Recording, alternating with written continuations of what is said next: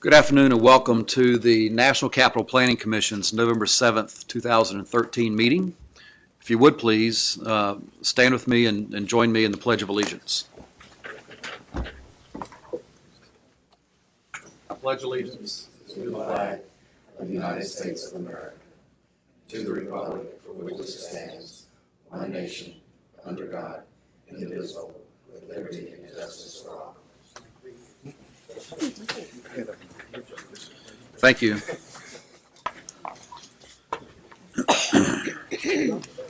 I will note for all assembled that this meeting today is being live streamed on the NCPC website. And we do have a quorum, so we will proceed according to the agenda that has been publicly advertised. Agenda item number 1 is the report of the chairman, and I'll make 2 notes. We received a letter from D.C. Council Chairman Phil Mendelson designating Jessica Jacobs as his first alternate, and Ms. Jacobs is joining us today. Welcome. The second item is I want to note that yesterday Mr. Costa and Shane Detman and I and Mr. Provancha met at the Pentagon with DOD officials. This is the annual NCPC DOD meeting where we meet with all of the NCR, National Capital Region area base commanders.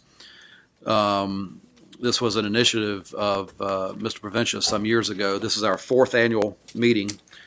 And the purpose is to, given that there is some turnover periodically among base commanders and others, the purpose is to reinforce and underscore the NCPC mission and our lawful role in working with capital projects.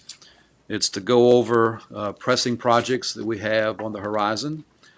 And it's also to stress the importance of early and frequent consultation between staffs on these pressing military-related projects. If you look at our CIP, DOD and military-related projects make up anywhere from 1/3 to 1/2 on any given year of our work. So it's especially important that we have a great working relationship with them.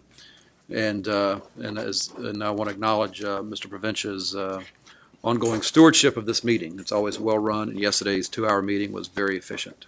Thank you. We very much appreciate the presence, participation, attendance. Executive Director and the Chairman, thank you, sir. Thank you. Agenda item number 2 is the report of the Executive Director, Mr. Acosta. Thank you, Mr. Chairman, and good afternoon. I just have 2 things to announce today. First of all, we are holding a special commission meeting on Tuesday, November 19th. This meeting begins at 2 p.m. and will be held here at NCPC. This meeting, the Commission will be asked to review and authorize transmittal of the final recommendations for the Height Master Plan to the House of Representatives. The public is also invited to provide comment at this meeting. We also continue to prepare the 10th Street Banneker Connection concepts and design guidelines for the Southwest Eco District. As you know, the Southwest Eco District Task Force will convene on November 14th to review the work. Also, the public is invited to attend a meeting on December 4th at 6:30 p.m. here at NCPC to review the work on the significant connection between the National Mall and the Southwest Waterfront.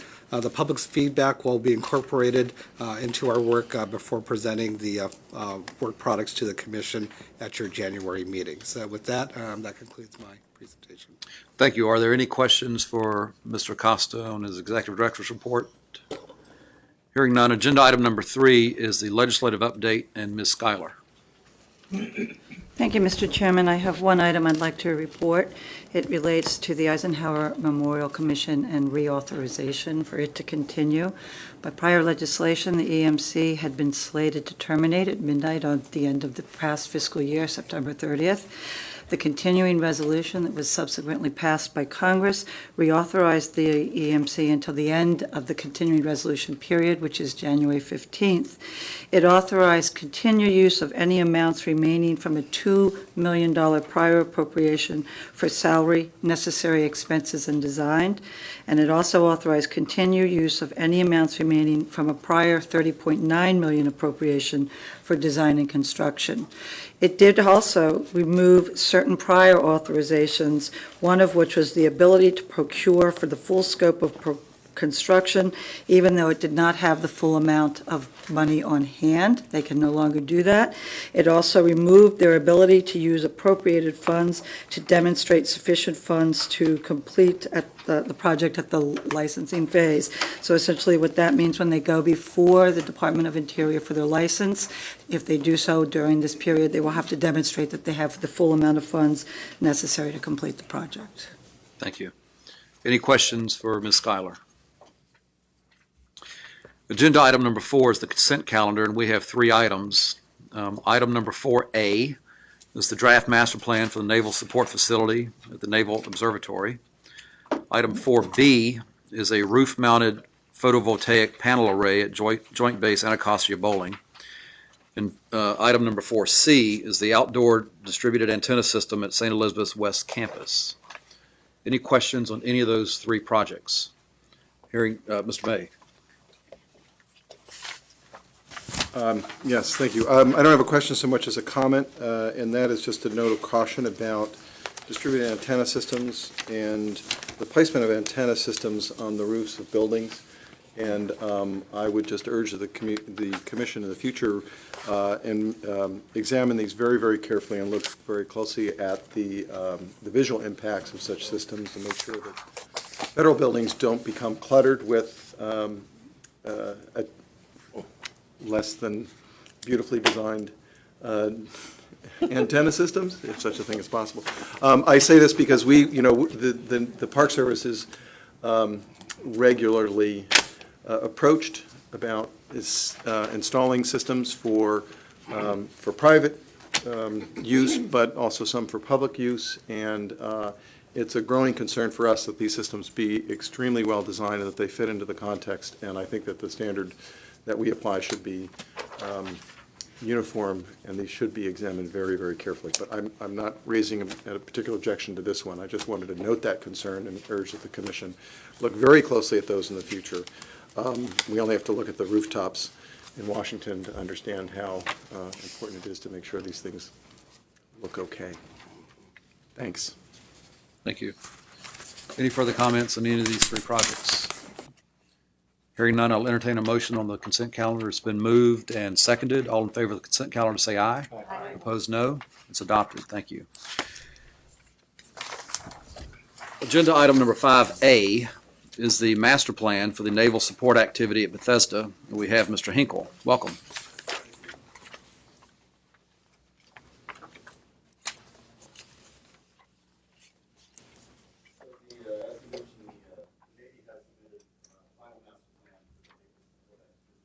Bethesda, and the Commission last saw this as a draft installation master plan back in November of 2012. You may want to hold up just a second. Absolutely. There we go. Thank you. Most of you are probably familiar with where it's located, but it is immediately northeast of Washington, D.C. The installation fronts onto Rockville Pike. It's directly across the street from the National Institutes of Health. To the north, the facility is adjacent to a private school as well as some single-family housing. To the east, it abuts the Beltway as well as a community park. And to the south, the perimeter runs along Jones Bridge Road, and across that street is some single-family housing, some townhomes, as well as a golf course. The installation was formerly known as the National Naval Medical Center. It became NSAB in 2010. It has operated as a 24-hour federal medical and research facility since 1942. There are multiple tenants at the installation. The most prominent, of course, is the Walter Reed National Military Medical Center, but there's also the Uniformed Services University of the Health Sciences. And in addition to these tenants, there's multiple services at the installation. These include a number of inpatient medical services, a lot of outpatient clinical services, as well as a pharmacy. And then there's a number of residential facilities as well as retail facilities at the installation. This is a relatively recent aerial of the installation showing how it exists today. You're looking southeast, and what I And as you can see, the iconic Building 1 up front, that fronts onto Rockville Pike. And what I'm going to do over the next couple of slides is just orient you using this aerial on some of the land uses at the installation. So first, the Walter Reed Medical Center that includes Building 1 and a number of other structures behind it. It's relatively takes up a good portion of the western part of the installation. And then the university is towards the southeast corner of the installation, or towards the back of the slide here. As I mentioned, there's a number of residential facilities at the installation. These include Wounded Warrior Transition Lodges, a Navy Lodge, Fisher Houses, some barracks, as well as some flag officer housing. Central to the installation is some administrative functions, as well as some laboratory and research facilities. And then towards the southwest corner of the installation is a child development center, as well as the Naval Exchange and other retail facilities. And then there's a number of parking garages. Most of these are central to the installation. There's a central utility core, and then towards the eastern or rear part, if you will, of the installation is some recreational fields, as well as some wooded trails. And so the master plan, it's intended to cover all the requirements of the installation's tenants. It has the goal of improving installation facilities, as well as the on-site quality of life. And it's intended to bring the existing 2008 master plan up to date. Excuse me. And it uses post-BRAC construction conditions as its starting point. The Navy also provided, along with the master plan, an updated transportation management program and an environmental impact statement for what they've termed short-term projects, and these are primarily projects within the Navy's 5-year development program. This is a comparison of the existing land use map as well as what's being proposed in the master plan. There's only minor revisions to this map being proposed, and that's to identify a parking lot in the northwest corner of the installation as a future site for medical facilities. And then down in the southwest corner of the installation, the Navy is proposing some base support facilities. The master plan contains short-term plan projects. As I mentioned, these are projects anticipated to be built over the next 5 years. These projects have been evaluated within the EIS, and they've also been considered within the updated TMP. But the master plan also contains a number of long-term projects and opportunity areas. These are projects that potentially could be built over the next 10 years. Some of them currently do not have any defined programming to them.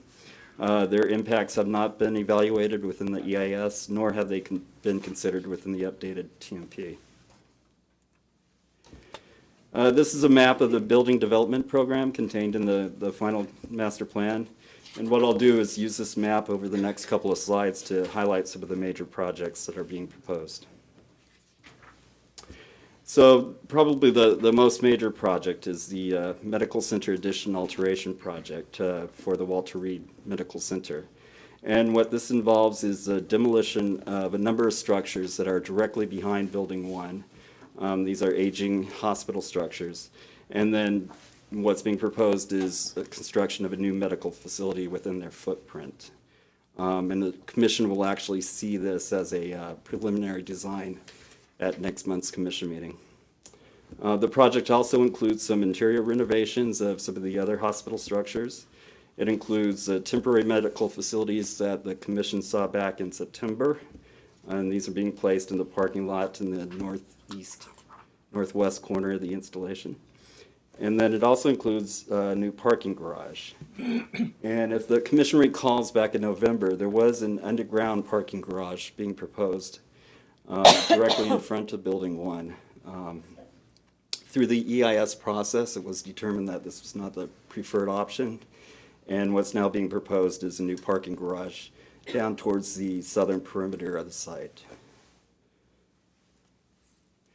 What the Navy proposes to do is to move existing staff parking that are in what's labeled as Building 14 and 14 on the map to the new parking garage, and then they would backfill those vacant spaces with spaces for patients and visitors to the medical center. The second major project proposed within the master plan is the expansion of the university. This includes a new university facility as well as a new parking garage, and it also includes some interior renovations to the existing university structures. And once again, if you recall back in November, there was another alternative being discussed. This was to place the new facility as well as a parking garage in a wooded area just immediately south of the existing university campus. And again, through the EIS process, that was determined not to be the preferred alternative. So what's being proposed now is a new structure and parking structure underneath that, immediately adjacent to the university campus. In addition to those two projects, there's a number of other short-term projects that are being proposed. These include an expansion of the Navy Lodge, and the Commission approved this project just over a year ago. And then a number of renovation projects to some structures, a new satellite pharmacy, and then a new fire station. In terms of potential long-term projects and opportunity areas, I won't get into details on these, but there are a number of redevelopment projects that are being proposed. Again, some of these don't have any programming related to them as of yet. Just to note, they are looking at redeveloping the warehouse area, which is labeled as number 9. It's in the northeast corner of the installation. And part of that redevelopment would help to pull some of the buildings away from the single-family homes to the north of that site. Another note is the two major parking structures that are in the center of the installation, labeled as 14 on this map, are also contemplated to be knocked down and redeveloped. They're actually aging structures that are becoming difficult to manage. And then just a note, when the Commission saw the draft master plan back in November, there were 3 projects included in that have now been either built or are under construction. So they're included as a built within this final master plan. And just to point those out, it's a USO Family Center, Sanctuary Hall, which is a Wounded Warrior facility, and then some new Child Development Center facilities. To make all this happen, the master plan also proposes a number of utility improvements. Some of these the Commission will see. These include the cooling tower upgrade as well as the new central utility plant.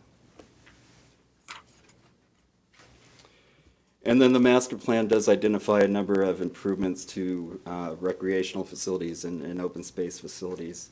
These are primarily improvements to some of the courtyards within on the installation, as well as some of the pedestrian facilities, including some of the trails within the installation. In 2012, the Commission reviewed a number of these proposed projects within what was submitted as an accessibility plan. Excuse me.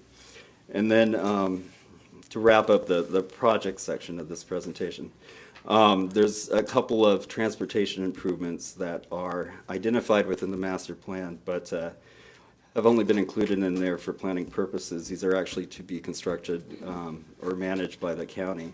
And the first one is the Medical Center Metro Rail Station Crossing Project. And this includes a pedestrian tunnel under Rockville Pike, as well as a deep elevator to the platform of the Metro Rail Station. And just to give you an idea as to where this is at, the EIS for that is complete, and the county is currently soliciting for a design build team, and completion for that is planned for 2017. Then the other project being proposed by the county is a kiss and ride lot. They're currently looking at 2 different locations. One is along Rockville Pike, and the other one is along Jones Bridge Road. In terms of population, the master plan contemplates an increase of 925 employees.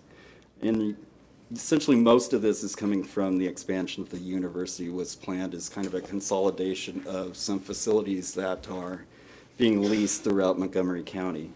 The medical mission is not expected to increase all that much. And then there's some additional increase in administrative support that's contemplated at the site. In terms of parking, currently there's 3,525 parking spaces identified for 11,686 employees. That gives you a ratio of 1 parking space per 3.32 employees. The master plan contemplates a range of parking spaces depending on various development alternatives. So they're looking at an additional 187 to 359 employee parking spaces to be constructed. And this would still give you a parking ratio that's well within what's recommended by NCPC. Of note, there was a question back in November as to when these employees actually access the site. And the best number we have is that approximately 86% of the workforce arrives at the site between 5 a.m. and 8 a.m. So the majority of the employees are at the site during the daytime hours. In addition to what's being proposed for employee parking, there's another 886 parking spaces that are proposed or actually under construction now or completed, I think, for patient and visitor and barracks use. And this number was based on the Department of Defense's Unified Facilities criteria. As I mentioned, the master plan does include an update to the 2008 Transportation Management Program. The Navy has had some significant success in changing the modal split based on this program. And just to cite a couple of examples, since 2008, there's been a reduction in single occupancy vehicle use from 72% to 40%.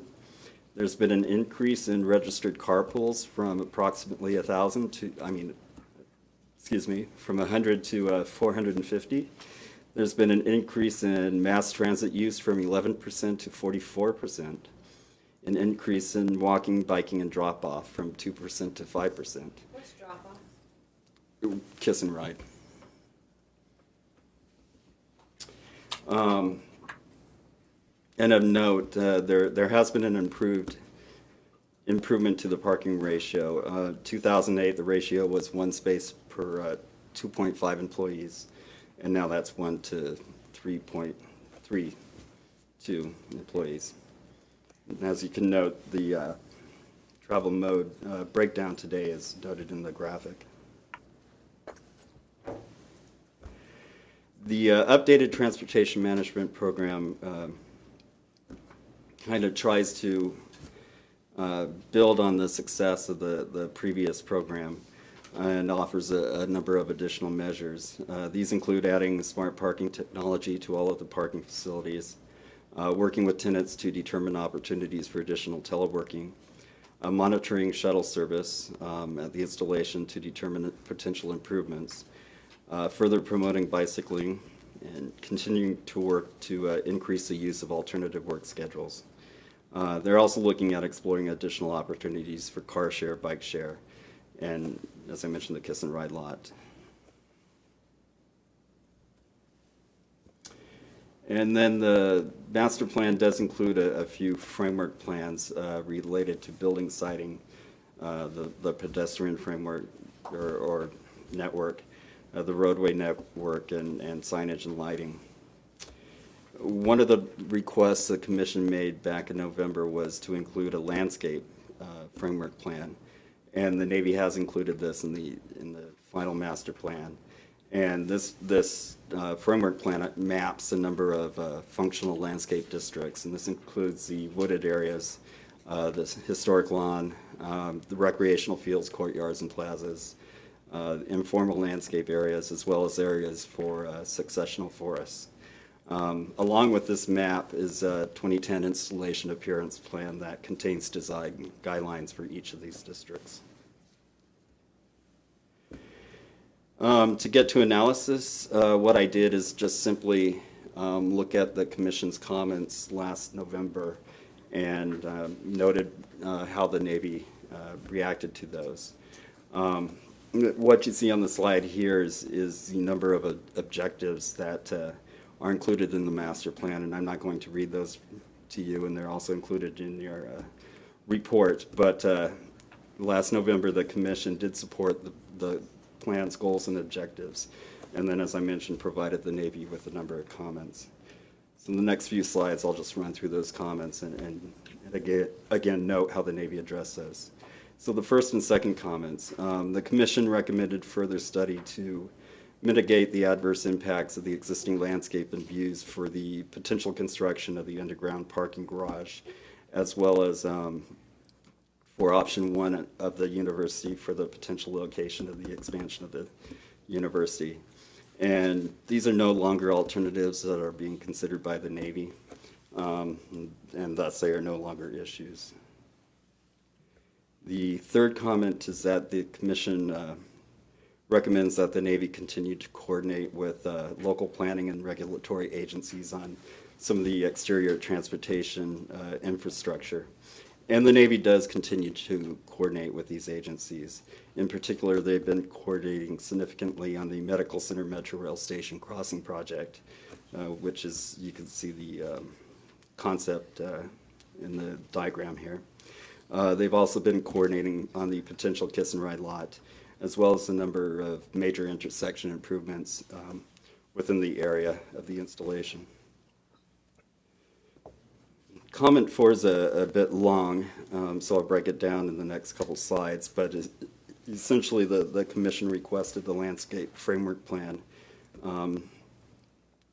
and also requested that this framework plan address ways to enhance the buffers around, the landscape buffers around the installation, as well as increase the tree canopy.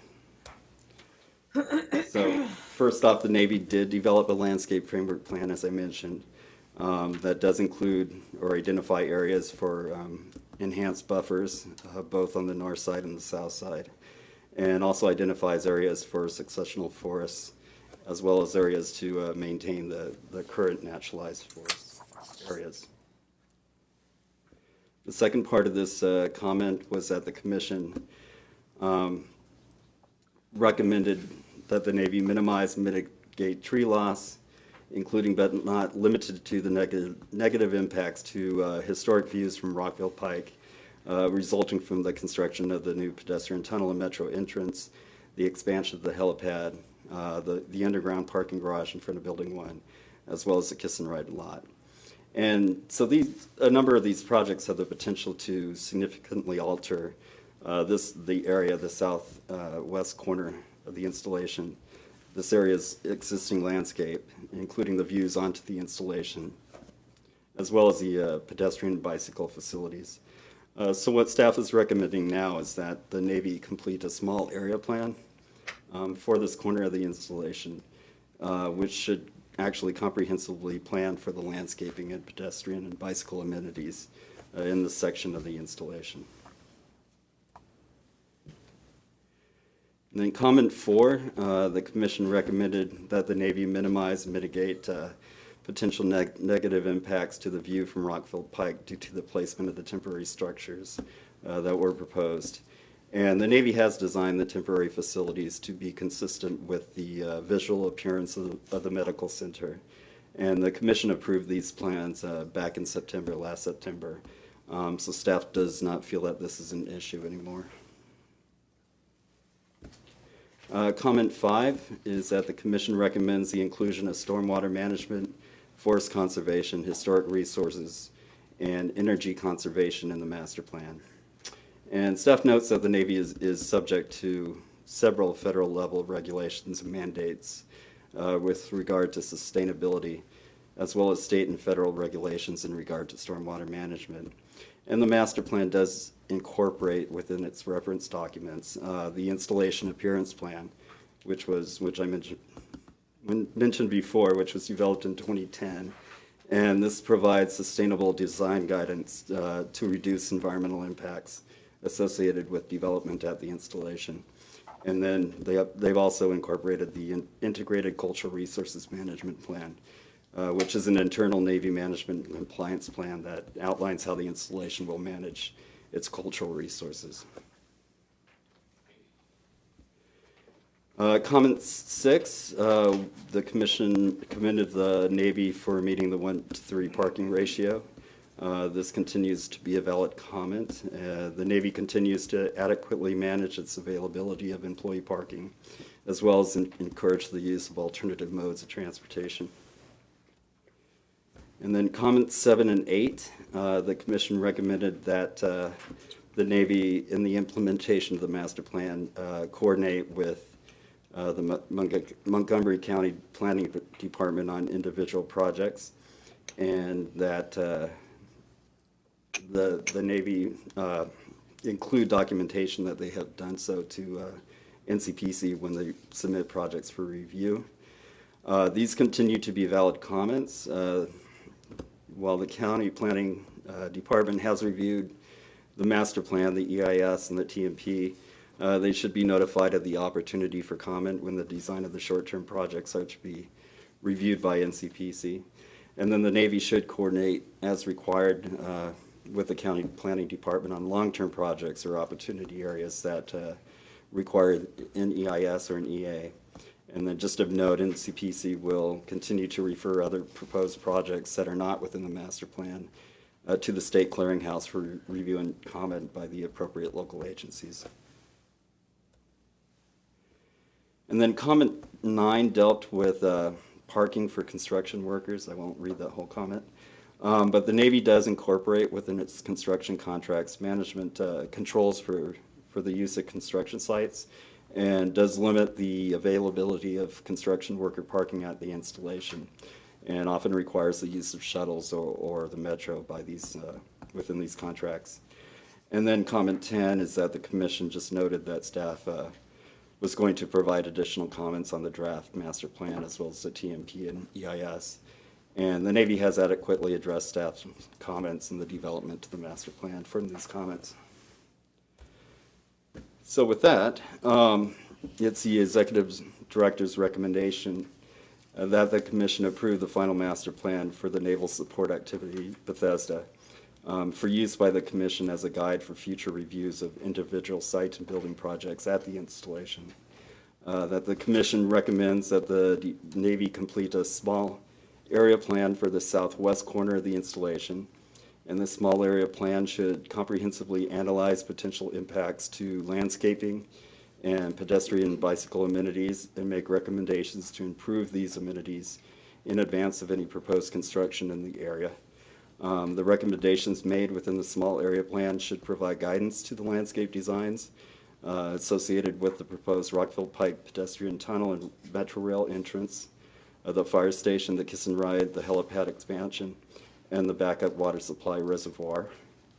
The Commission recommends that the Department of the Navy continue its collaboration with local planning and regulatory agencies to develop and implement county, state, and federally funded traffic and transportation improvements related to the implementation of the master plan. That the Commission commend the Department of the Navy for meeting the 1-to-3 parking ratio as recommended in the comprehensive plan. That the Commission recommends that within the implementation of the master plan that the Navy coordinate individual project reviews with the Montgomery County Planning Department for comment at the same time that they consult with the Maryland Historic Trust, and that the Commission require that future submissions include documentation demonstrating that they have done so. And that completes my presentation, Mr. Chairman, Commissioners. We do have Commander Vogel as well as others from the Navy here to answer questions as well as myself. Thank you very much, Mr. Hinkle. And this is a 10-year plan, roughly? That's correct. Right. Mr. Gunning. Thank you. I do want to commend the Navy and the folks at this installation for the tremendous progress that they made on transportation. I think it's really impressive. I'd actually like to hear from them about the things that they did that they thought were most effective in making this happen. Some of the stats, I think on page 29, you had a set of percentages associated with different future TMP elements, and I didn't understand what they were percentages of. So maybe some clarification from the staff on that. But I would love to hear from the Navy Support Activity Bethesda about what they think is working best And I'd also like to encourage them, as several people recommended, to really jump on the bike share bandwagon and see if you could get some facilities, bike share facilities in Montgomery County, now that, that those have begun to be installed at this particular locale. Someone from Naval Support Activity? While he's stepping up, I could answer your question, Ms. Trigoning, about the percentages you saw on slide 29. Those are actually responses from a employee survey in terms of what would entice them to get out of their single occupancy vehicles. Okay. It might be worth showing it again if they can bring it up. I think people, it would be more meaningful if people knew what those numbers were. Thank you. Okay. Well, I'm Bert Vogel. I'm the Installations Public Works Officer, Facilities Management and Construction. I'm going to speak very briefly about how we limited the number of folks who drove for the installation and the parking ratios. It was quite simply, we removed parking and we added staff, and there's no more room for people to park, so we had to implement a very kind of heavy-handed tag system and issue tickets and things of that nature. The job of mitigating that so that people can still come to work and perform the mission was Mr. Ryan Emery and his predecessor, Jeff Miller, who then had to do a lot of outreach with the public transportation and biking and ride sharing and all that. So Ryan, could you elaborate? Sure. Mr. Emery, welcome.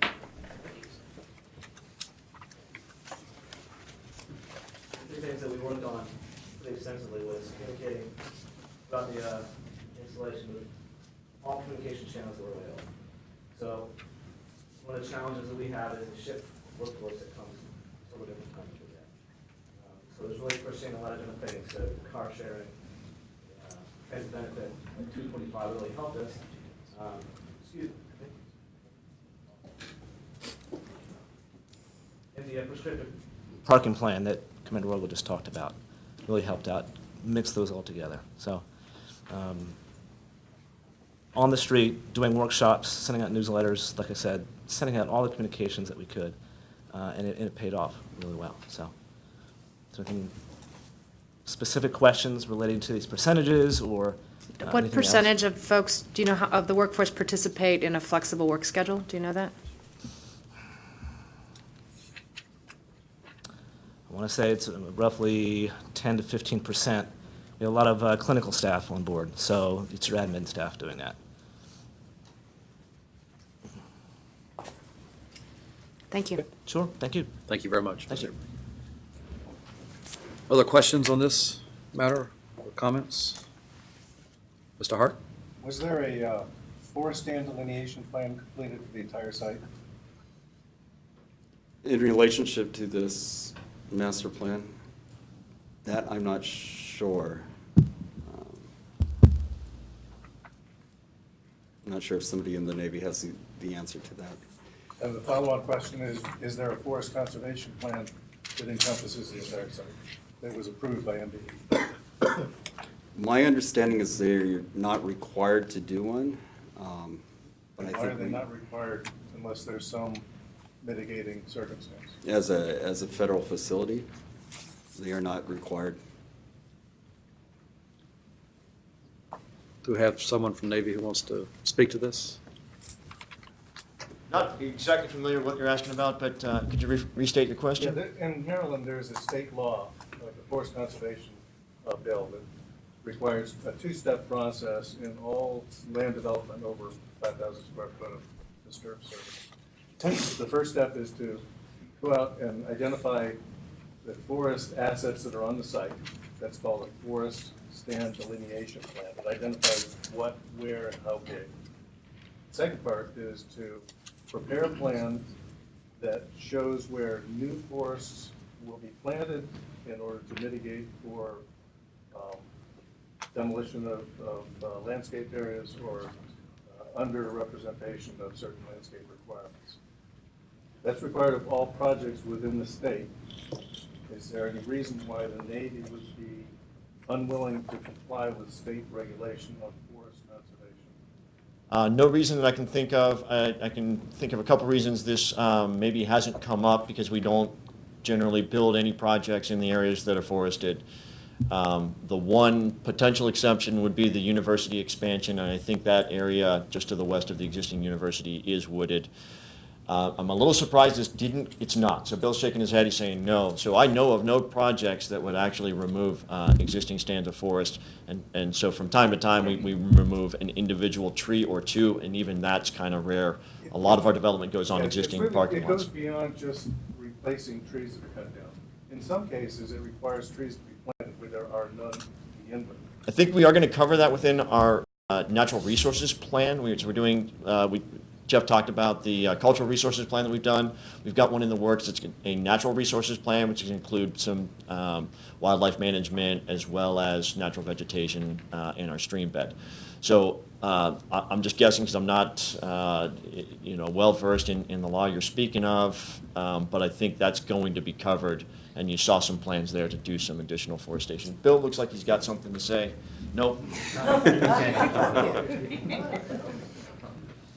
Good afternoon. Just to provide a little clarity, it's the Forest Conservation Act. Will you state your name for the record, please? Oh, sorry. My name is Bill Sadlin. I'm the NEPA program manager for the region. The Forest Conservation Act applicability is something we continue to discuss with NCPC staff and internally within the Navy as to whether or not there's a specific federal enforcement tie that makes it a sort of a rote requirement or how it applies to federal facilities. I think just to clarify what the commander was saying a little bit, that discussion continues. That being said, the intent is always to comply with the sort of the goals of preserving forest cover on the installation. As you said, the Integrated Natural Resources Management Plan is underway, and a lot of that has to do with enhancing, and it's specific to NSA Bethesda, enhancing and further developing the natural resource space as a healing environment for the resident population as well as the folks that work there on a daily basis. So that's where the intent comes in, but in terms of strict applicability with the Forest Conservation Act, we continue to discuss that with the staff and further understand how exactly that applies to our installation. I think your staff who are working on this need to understand what that regulation is all about, because it goes beyond replacing trees that are cut down, Yes, and where it does not have a reasonable explanation of why you would ignore a state regulation. I'd like to see the justification. and we can certainly continue to work through the staff to address those questions. I know it's something that's come up repeatedly. So. Thank you. Thank you. Mr. Provencio. Echo the words of Commissioner Schroning, commending the Navy for the many exceptional aspects of this planning. Some that come to mind include the master plan and traffic management plan, as well as all the supplemental plans. The staff officially commended the Navy for achieving the appropriate parking ratios. Respect for recreational and open green spaces, I think, is remarkable. The population projections, I'm trying to put them in comparison with the Pentagon Reservation, where we have about 270 acres and about 25,000 folks. Looks like about 243 acres with not quite 13,000 people. I didn't hear the number, though. What's the gross square footage of the facilities? About 7 million square feet. About 7 million now. And as I recall, BRAC 2005 bought more than $2 billion in construction Sir. to the installation. That's great. Utility infrastructure is covered. I commend the Navy also on being very responsible to staff comments. I think there was 9 comments delineated. The Navy addressed at least 6 or 7 of those almost on the spot. Some of the there continues to be formal and informal communications and collaboration with Montgomery County Planning Board. Their letter of October 12 is in the Executive Director's report. Also, the timeliness. This updates the 2008 master plan, so it's exactly on the 5-year cycle that the NCPC has specified. I think the expansion also reinforces the strong training affiliation that the nation's premier medical training facility has with the nation's premier research facility. I'm speaking of NIH immediately across the street. I think there's a strong collaboration there. So I think the Navy is to be commended on multiple levels. Thank you. Thank you. Any other comments or questions for Mr. Hinkle or this report? Hearing none. All in favor of agenda item number 5A? Motion. Need a motion. Who wants to move it? It's been moved and seconded. Pardon me. Probably, having been probably moved and seconded, all in favor of the EDR as before, say aye. Aye. Opposed, no. Voice from before. Thank you. It's unanimous. And to the Navy, thank you very much. Mr. Hinkle, thank you. Thanks. That was an unruly staff member.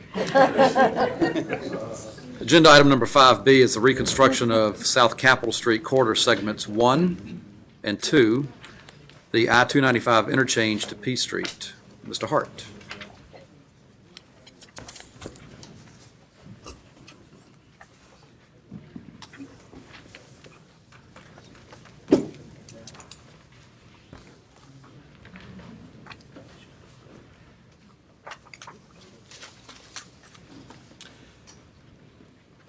Good afternoon, Mr. Chairman and members of the Commission. The District Department of Transportation has submitted a reconstruction of the South Capitol Street corridor, segments 1 and 2, for concept review. The South Capitol Street corridor is an important gateway into the city center, and because of this, it has been included in or the focus of many studies and plans over the last 15 years. This image is a regional context showing where the site is. That's the circular area shown on the map. I'd like to point out that there is a major connection between Joint Base Andrews and the U.S. Capitol via the Suitland Parkway, which is the dotted line off to the bottom right-hand side of the screen. This is also the intersection of where 295 comes, the north-south connector comes into DC, into and through DC.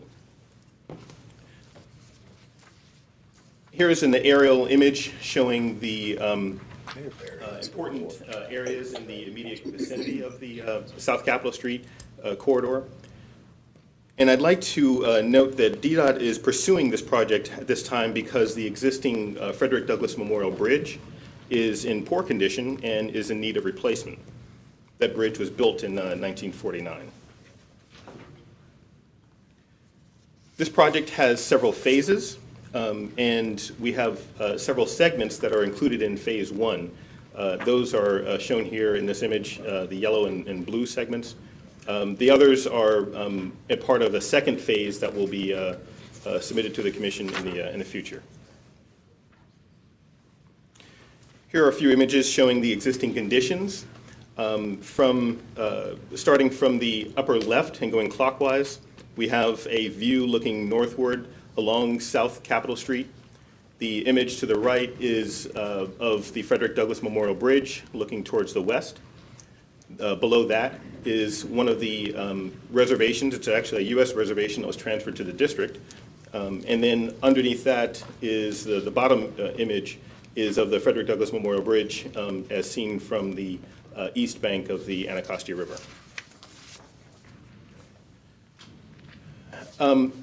This is an important gateway, as I mentioned earlier, into DC for many visitors to the region, including diplomatic VIPs coming from Joint Base Andrews. And because of this, there have been a number of studies that have been undertaken by NCPC as well as the district to understand how to improve this vital corridor. And these studies are listed here on the right-hand side. As you can notice, there are quite a number of them. The project before you consists of several components, and I'll describe these in upcoming slides. They are the bridge, which is the Frederick Douglass Memorial Bridge, the roadway corridor, which is both Suitland Parkway as well as South Capitol Street, as well as some other streets, and I'll talk about those in upcoming slides as well as some open space. DDOT included the design on the left in the final environmental impact statement, and the image on the right is what they're now proposing. And there are changes in them, and I'll describe them and describe why those were necessary. The main changes are, there is a change in the alignment of the bridge.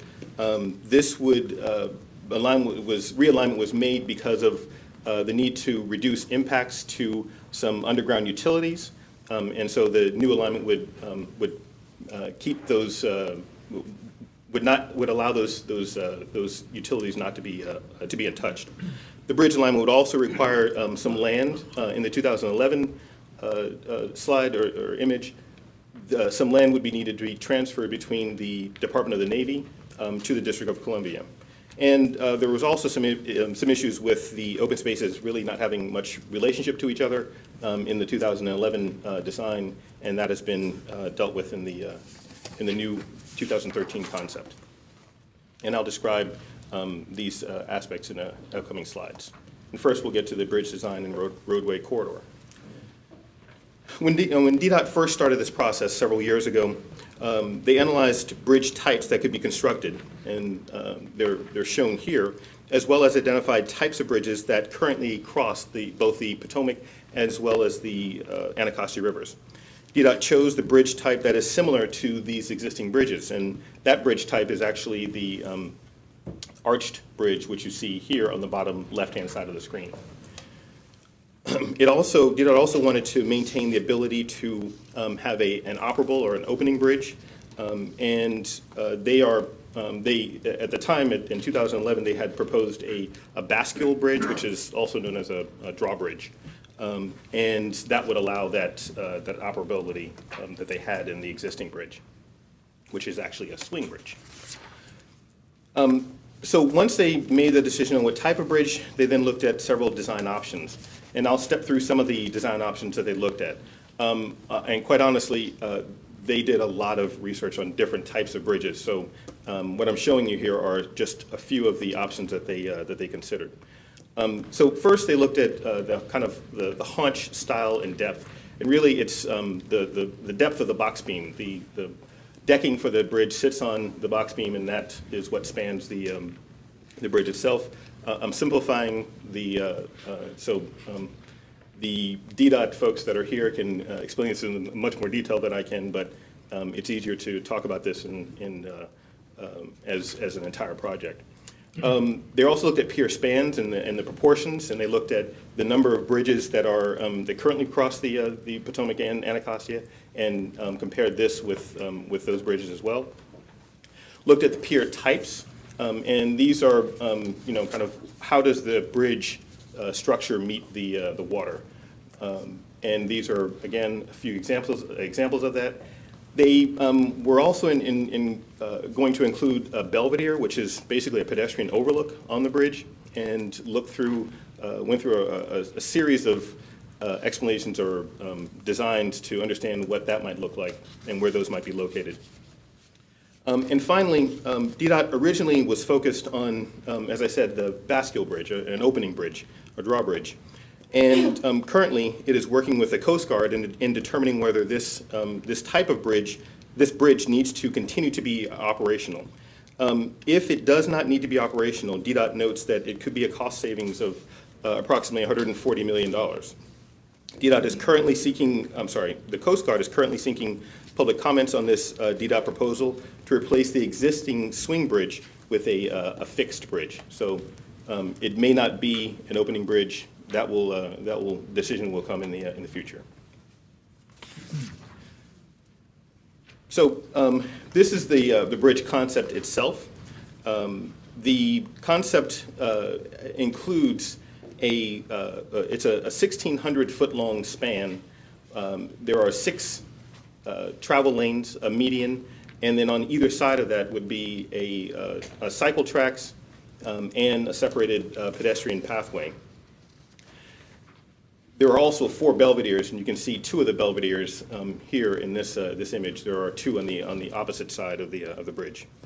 DDOT presented this proposal to CFA on September 19th, and while CFA was supportive of the new of the oval spaces, and I'll describe those in a minute, they thought that the bridge design needed to be bolder and more contemporary, so that it would better serve as a symbolic gateway link into the DC, the heart of the city.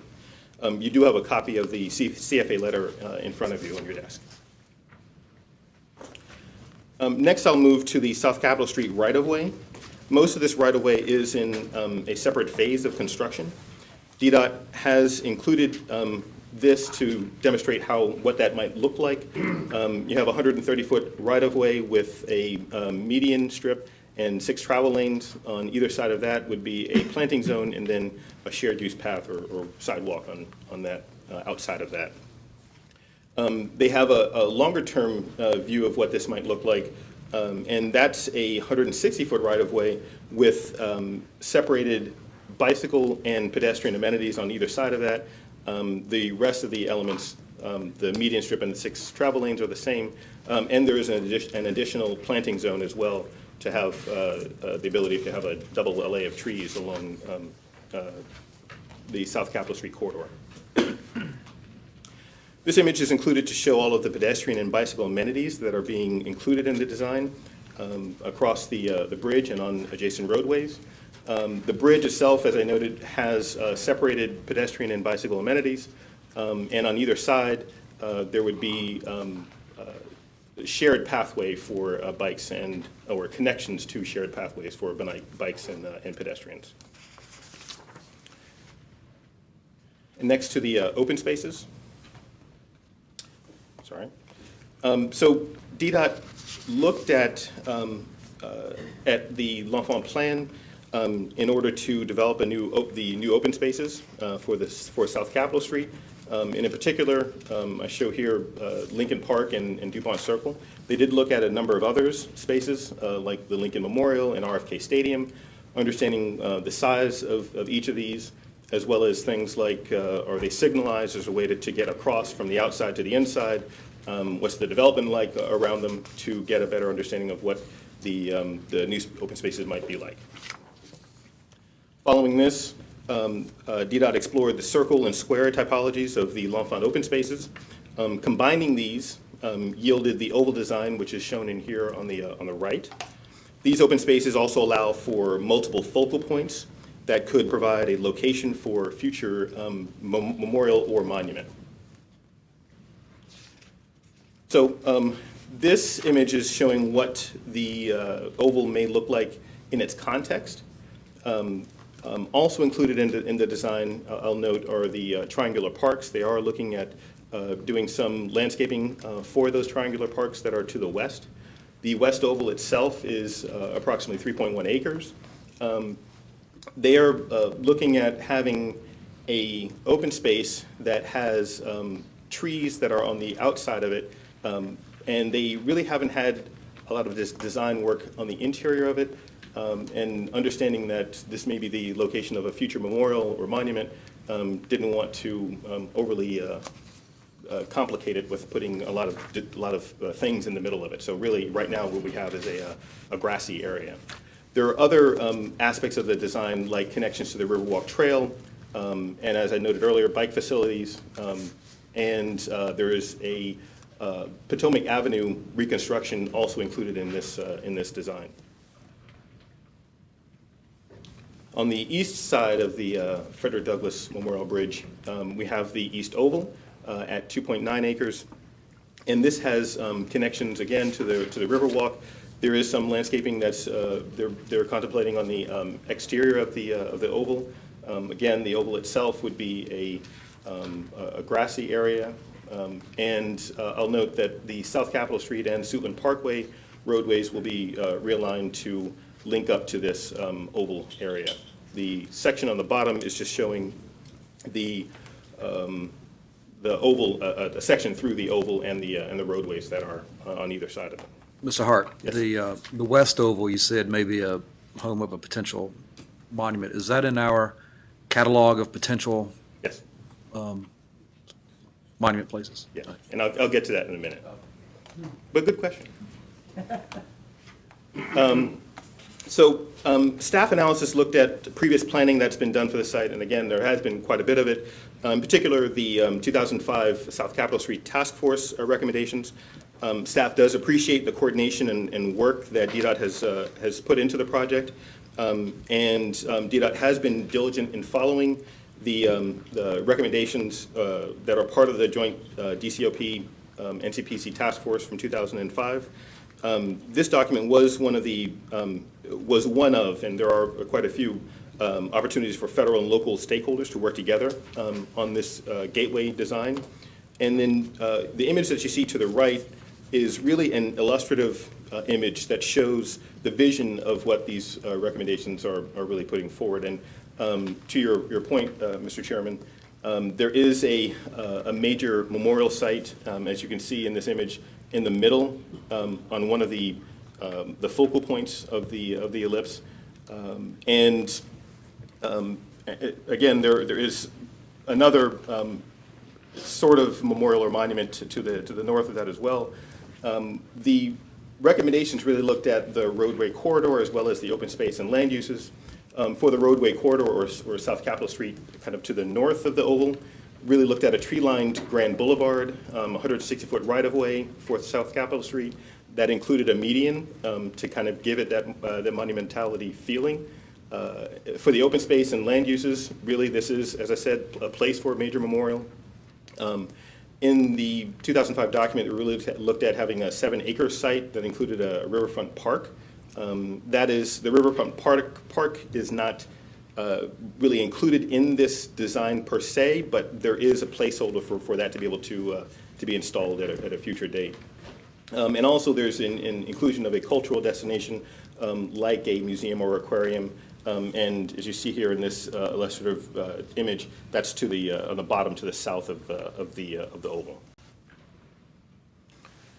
So, excuse me. As I've presented here today, this design does meet the guidance that was provided back in 2005. And because the land surrounding the West Oval is not owned by DDOT, DDOT is not proposing any development at this location. They did include this image in the packet of information that they presented to us. And this is really showing the image on the previous slide is incorporated into this design to show that that idea is still able to be moved forward. DDOT is again, not proposing any memorials or monuments, but leaving a placeholder for them in the future. There are several issues that will need to be addressed by DDOT and others in the future. The need for development to occur, as I said a few minutes ago, to the west of the oval is a way in which that can help define the space both physically as well as make it a destination.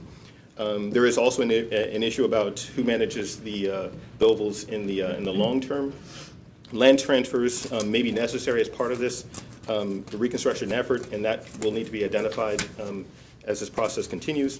And finally, CFA did raise the bridge design issue, and DDOT is saying that they will look to work with CFA and others to solve this issue in the future.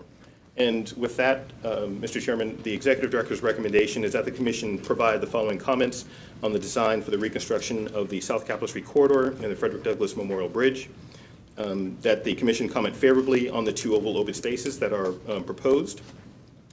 Note that the U.S. Commission of Fine Arts deferred action on the project comments on the project and commenting to DDOT that the bridge design was not an appropriate response given its importance as a gateway. Recommend that DDOT determine which land transfers are necessary as part of this reconstruction process and explore various options of which agencies should best manage the oval open spaces.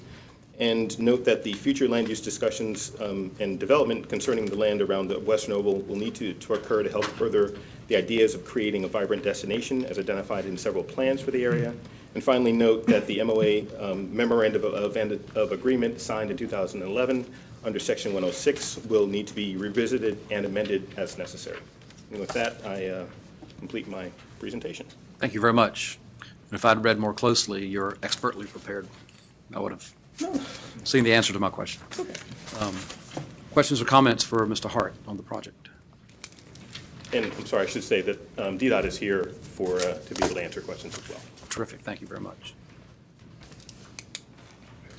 Mr. Hart? I think this is very interesting, and it creates a possibility for really upgrading that entrance into the city in a meaningful way. The disposition of the land, however, and who would control it at the end seems a little bit in flux. At what point would we have a better view what the National Park Service, what the district might control, and what those areas, how that might play out? I think that we're going to have to really have some, future discussions.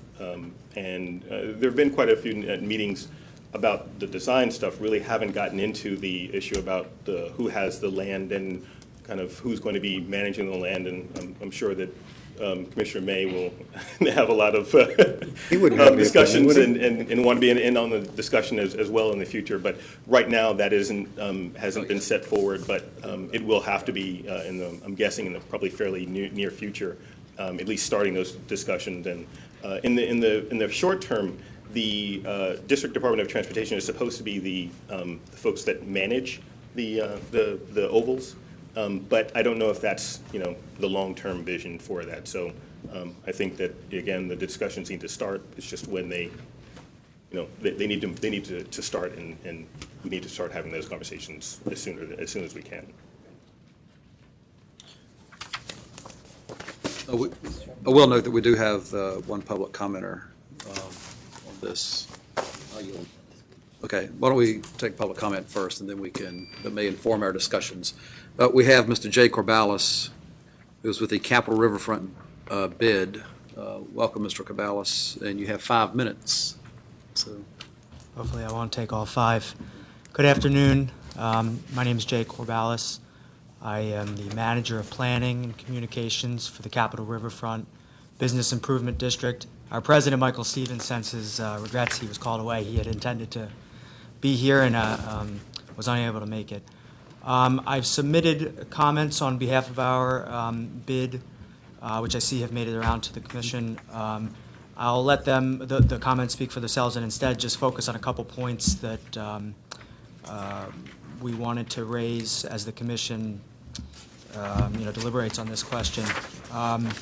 The Capital Riverfront, as you may or may not know, our bid boundaries include not only they include both sides of the Western Oval, including the parts that extend into Buzzards Point along the Potomac Avenue, across South Capitol Street. And thus, we have a very keen interest in some of the issues that we talked about towards the end, the composition and character of the oval space and the design of the cross-section on South Capitol Street. I also wanted to just add some more context to that area for you to consider as you look at this project. As you may know, if you've been down to our area lately, there's a lot going on, and there's a lot planned for the area that will immediately around the western ellipse. That includes the proposed DC United Stadium, the Anacostia Riverwalk Trail, which will intersect this project, the planned development at the Florida Rock site. This was the old gravel site that is between the river and the ballpark. The streetcar, in fact, both the east-west, the M Street alignment, and the proposed north-south are both intended to converge in this area. And then finally, there's one other one that's converging there. I think I've named them all. In any event, there are many big-ticket items that are meant to all converge in this area, and the design and this oval will form the nexus of this area. And so the design of it, how it interacts with those elements, whether it's coordinated with them, all are major issues for us, and will really have a big influence, we think, on the success and integration of those pieces. We talked about towards the end, the design of the public spaces, and I know that there are things by virtue of where we are in the process that are just not decided yet, so we understand that. We have experienced the bid as operators. We operate Yards Park. We don't operate Canal Park, although we have an active hand in it. And from our experience in those two the facilities, the design is very important, obviously, but also the programming, the accessibility are all elements that are really crucial, we think, to the success of those spaces. And as I'm sure many of you have examples that not all public spaces in the city, especially where there are questions of ownership or not all function so well. And I would just encourage the project team and the commission to consider not only the size and design initially, but what arrangements in terms of ownership and operations will be made for those spaces in the future. We think that's vital. Multimodal access. We understand that this is a gateway, a regional gateway to the city, and we recognize that it serves a functional purpose in terms of ingress and egress to the city, and we are not asking for it to be a local serving road necessarily, but it also, as I mentioned, will serve the focal point as the focal point of a number of initiatives, and there will be between the Nationals games and the United games and all the development that's happening, a lot of local traffic that will intersect with this facility as well. And so I'd encourage the commission and the project team to consider their needs in terms of pedestrian access, bicycle access. I know the bridge has been designed very well for both. I think the question of what happens when you get to either end is still up for debate in terms of the pedestrian and bicycle access, and so I'd encourage, again, the project team and the commission to consider those issues. And then finally, we understand that this is a process that's been ongoing for many years, and we are not interested in reopening the process fully, and I think that the issues that I've described here and that are described further in our testimony can be addressed in the process moving forward in terms of the composition of the RFP that's coming out and the decisions that are made by the design-build team. So thank you for your time, and I look forward to working with you all and the project team on this project. Thanks. Thank you very much, indeed. We'll return the discussion to the commission. Mr. Dixon, did you have? Mr. Chairman, I was curious about the evaluation of whether there's a bridge that will allow, will go up or down or around. You said the Coast Guard is going to be engaged in some dialogue with the community and others on this? They have there's a public notice that went out recently within the last, you can, yeah, I'll ask the DDOT folks to answer that. But while he's coming up, my reason for asking, obviously, the size boats you can get through with their masks affect the kind of folk who live on each side of the bridge. And I know there were plans early on about having a marina down with some townhouses that could bring some high rollers in with boats. And I wonder whether or not they may be, that will be considered as, whether that makes economic impacts or not, if it doesn't go up or down or around or open. By the way, my name is Sanjay Kumar. I'm the project lead for this project for DDOT, program manager. The U.S. Coast Guard, as per their requirements, we have to do a navigational study to demonstrate whether we need a movable span bridge or a fixed span bridge with certain vertical requirements and horizontal requirements for the navigational channel for the bridge. So what we do is we count the number of boats or ships, whatever you may want to call it, the river traffic that uses the bridge. Now based on that, in fact, we photograph those that traffic. So based on that, we determine whether there is a need for a movable span bridge or not. So based on our initial assessment of that study, our phase 1 study was completed less than a month ago or so. It seems we do not need a movable span bridge. However, as part of the process, what the Coast Guard does, it puts out a public notice, which was put out, in fact, this past Monday. So for the public to comment if anyone has any need for a movable span bridge to speak up. So, and we have been having discussions with the Navy also for the need for a movable span bridge or a fixed span bridge is needed or a movable span bridge is needed. So it seems like based on our initial discussions with them and our initial assessment of the navigational needs, we do not need a movable span bridge. The process you suggest is very logical, but I just wonder whether bid would have some comments. I don't know, to see what boats went down through that bridge or under that bridge historically doesn't really say much because there's nothing to go under that bridge for right now. But hopefully in time there may be things down there that would draw more and larger boats. The dollar price on it is very persuasive. It's expensive, so I can understand that. But I just wonder whether or not at least factored in what it would do in terms of economic development for that area and the kind of craft that may come through it, et cetera. I don't know the answer, but historically you wouldn't get a message because, as I said, there's not much to come down historically we don't make submarines down there anymore, and they're not bringing boats too often, I don't think, of any size. But that's just my feeling, that's all. And maybe bid would be, I don't know if they're interested in that or not, maybe not. So, You mean I don't know. BID? You mean BID? Bid? Yes. Jay? I'd have to get back to the commission on whether our organization has an interest in maritime traffic on there. I don't know where, there have been plans for a young. Yeah. Microphone. It's okay, no, we don't have a comment. Okay. For the record, they had no comment. Okay.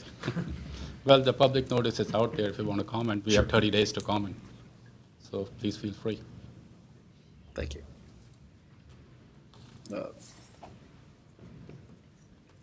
Ms. White? I wonder if you could talk a little bit more about your plans to respond to the Commission on Fine Arts Well, and their concern about a lack of inspired design. I know it's noted in our report and in their letter, so I'm just curious where you are in your conversation with them.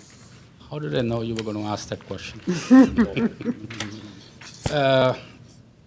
What we have done is, by the way, first of all, this is a two-step process for the procurement. Let me give you some background. In step one, we shortlist up to 4 qualified firms or teams who can design and build this project.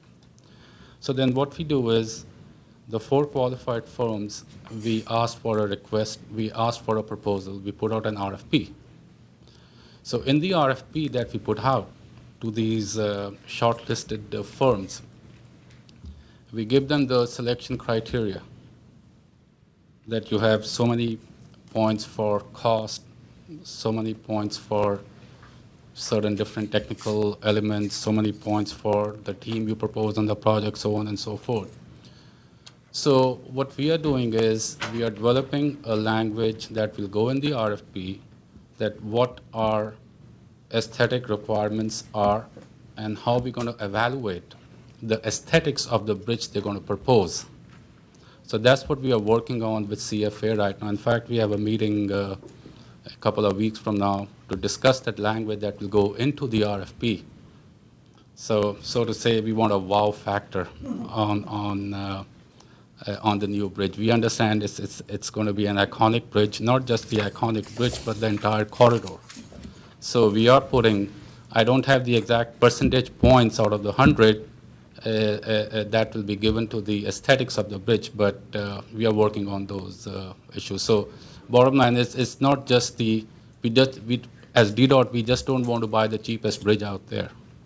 The aesthetics will be considered in the evaluation of the proposals. Thank you.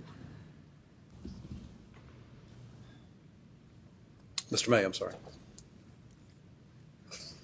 Thank you. I think I breathed a little bit louder than Ms. Wright, so I get to go next.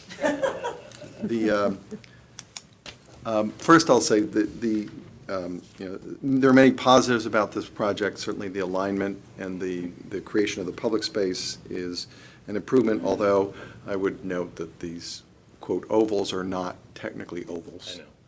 I know. I know. But they're used, I mean, everybody's using that term, but they're not ovals, and I'll just leave it at that. I'll save it for a staff meeting. But the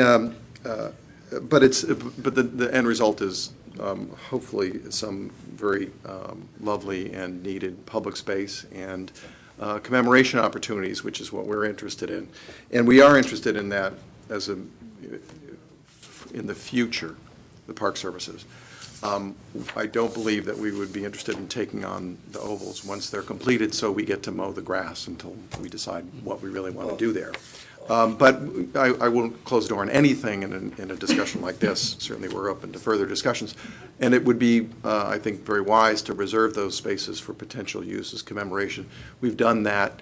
I'd have to look at the exact language, but I think that may have occurred in the transfer reservation 13. There's a quote monument circle there that will eventually be constructed that is being reserved for potential future use for a commemorative work that would be done through the Commemorative Works Act process and administered by the Park Service eventually. So that's a real possibility. As for the design, I would strongly recommend that the commission beef up the language rather than simply noting the CFA's report and the concern about the design as it is right now is not an appropriate response. I would say that we should change the language to say that we concur with that. You know, I saw an early presentation of the design concepts when they were first unveiled, when we first looked into this. And even going into it, leading up to it, there was tremendous enthusiasm and excitement about creating a true signature bridge for the District of Columbia. And at the time, DDOT was very excited about it. I got the sense the whole administration was excited about it. And it was a great moment. And these, you know, beautiful ideas were revealed, and now they have evaporated, and we're left with a very ordinary concept.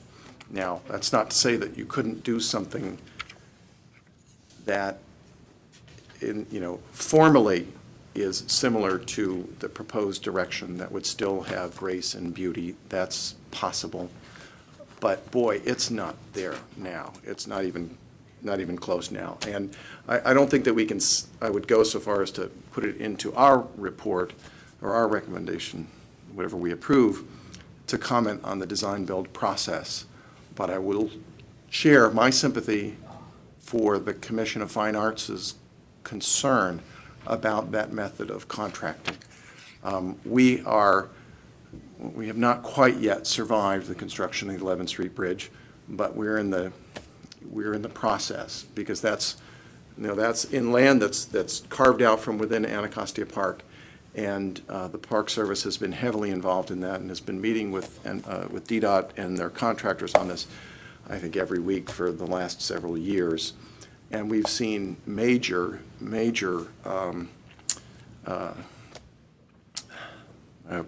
reductions in I don't know whether it's not overall reductions in the budget, but it's cost savings that the district has benefited from. I don't know whether it was necessary to meet budget or whether it was simply a savings, but I'll just give you one example.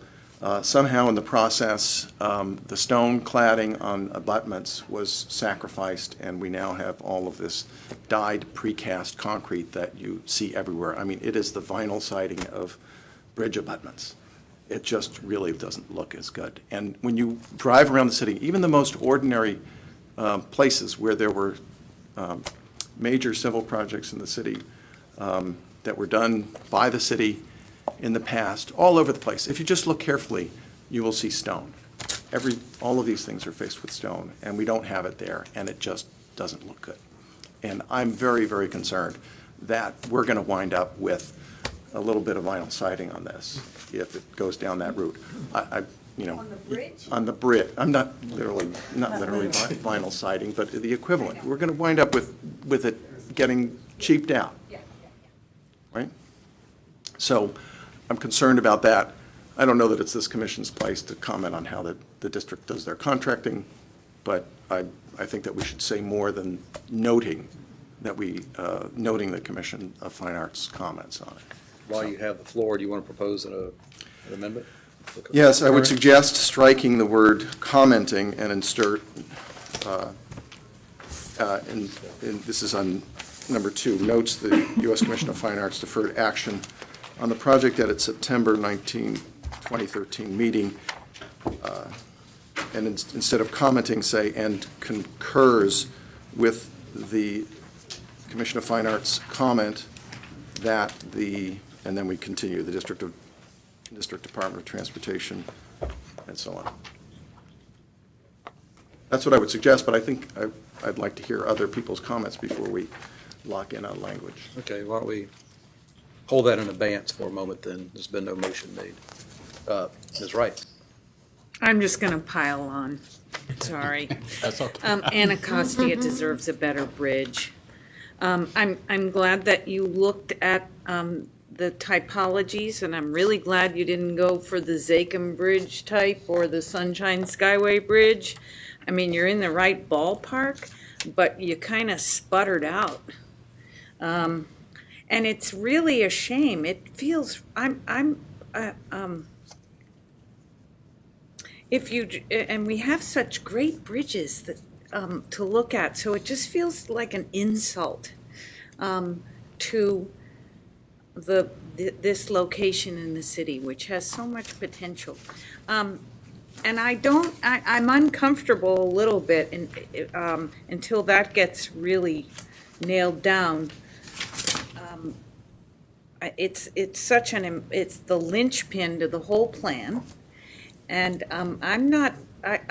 I lived for a long time in Boston, and these ovals are feeling more, they're feeling, yes, no, they are not ovals, and they're feeling a little bit more like little speedways, right? And people have a hard time with rotorizing.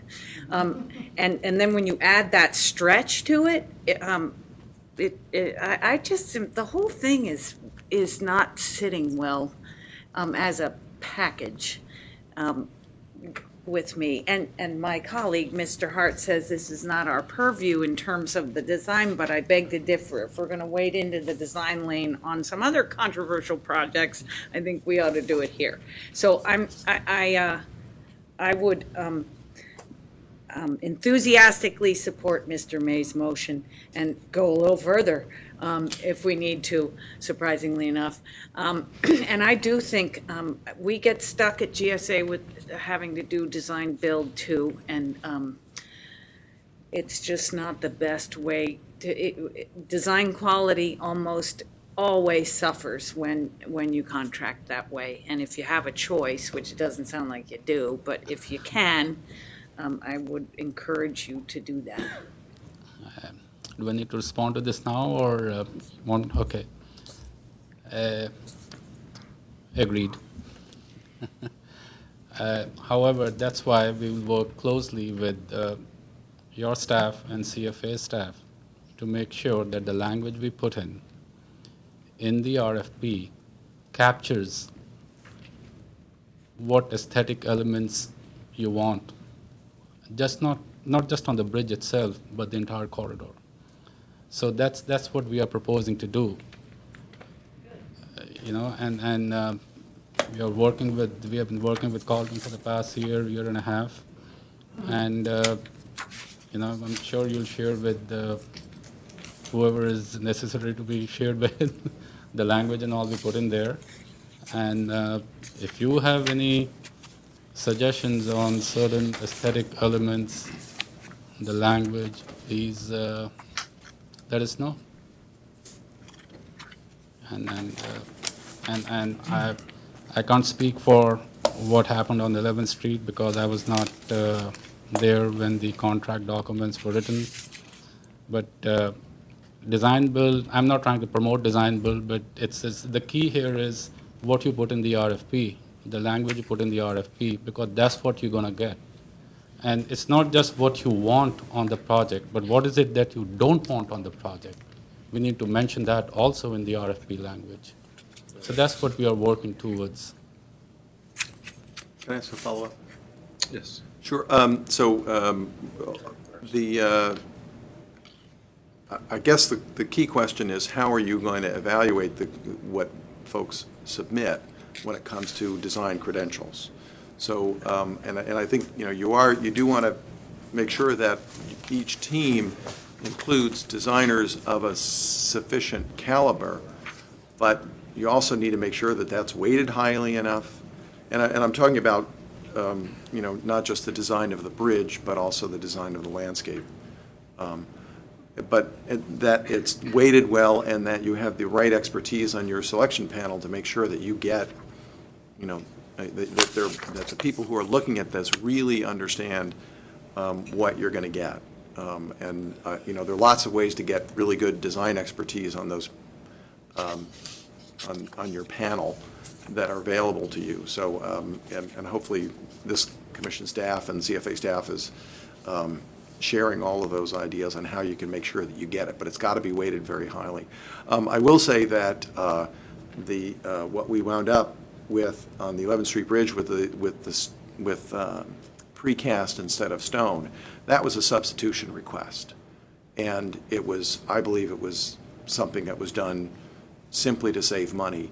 And we were not given a say in this, even though it was part of an agreement that we had with DDOT and with the State Historic Preservation Officer. And still, it was done. And unfortunately, I think at this point, it's passed. I was going to say water under the bridge, but it's something that's already done. There's nothing that can be done about that one, I don't believe. So, Mr. Goning and then Mr. Miller.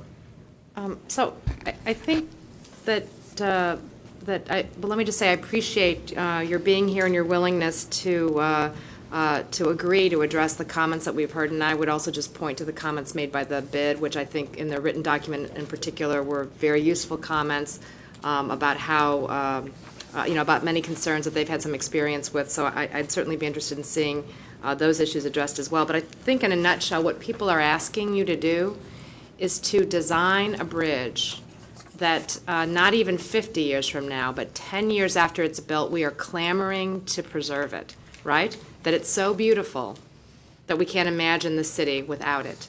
And I think that's essentially what people want, especially on this axis to South Capitol, this critical connection between East and West. And I know we don't often have that kind of aspirational language in an RFP, but I think essentially that's what people are asking for, and I think it's something that we have to figure out how to reflect in those documents. Thank you for being here.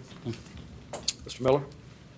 Yeah, thank you, Mr. Chairman. I would associate myself with Mr. Groning's, Commissioner Groning's remarks, and ask you whether you intend to include it with language in the RFP also address the issues that the Capitol Riverfront bid did raise, which seem pretty important, including the east-west pedestrian and bicycle access, the streetcar, making sure that the streetcar that you're very heavily involved with is not precluded, making sure that there's appropriate coordination with the Anacostia Riverwalk, the scale and character of the public spaces, the activation of sites on the west side of the ellipse space, and the vehicular access to Buzzards Point. I realize some of this is beyond the scope, but will some of these be addressed in the RFP language? Well, loaded question, a lot of things here. As far as the oval is concerned, this side of the river, we have already started coordinating with the DC United soccer folks and with the streetcar. So we have started coordinating our design with their efforts, upcoming efforts, including the pedestrians and vehicular traffic, pedestrian traffic, bicycles traffic and all. So we have started that process. So yes, all these things are being taken into account. In fact, we have a task out there. One of the consultants is doing a special events study to see what the needs are during special events when everybody under the sun is going to the National Stadium and then the DC United coming up. So yes, sir, we are taking that into account. Thank you. Mr. Provencio. A couple of quick questions and then a few comments. Does the current bridge have any pedestrian capacity? Yes, they do. Yeah, I'm sorry. Yes, but it's very, very. I think there are. It's non-life-threatening. Yeah. It's very difficult to cross. Let's say it that way. It's like 4 to 5 feet wide. Yeah. Sorry. It's 4 to 5 feet wide, so two people can't walk abreast. Barely can walk abreast. And I think they use Jersey barriers to yes, cross. and there is protection between the vehicular traffic and the pets with barriers. This phase one has two segments. The current working estimate is $600 million. What's your current working estimate for phase two that has the three follow-on segments? Around $300 million, but we haven't really advanced that design to any level. So that's what we are thinking. Total is around $9+100 million. Okay. It's pretty ambitious. I'm impressed with those numbers. I echo the sentiments of many of the fellow commissioners that this current design for the bridge is neither inspirational nor aspirational. There's a lot of language in the CFA memo of September of 2013, in the executive director's recommendation, in the testimony from the Capitol Riverfront bid about how important a connection this is. It's much more than conveying people from point A to point B. It could be an uplifting and motivating experience. I'm sorry the slender haunches fall way short. this is, it's repeated in all of this documentation as well as the presentation, that this is an important gateway. It's a grand entrance. It has regional implications. It's a major symbolic gateway. It's a focal point, and the bridge design reflects almost none of that. There are some positive aspects, I think. The Belvederes is a very nice touch. Hopefully they would be well utilized.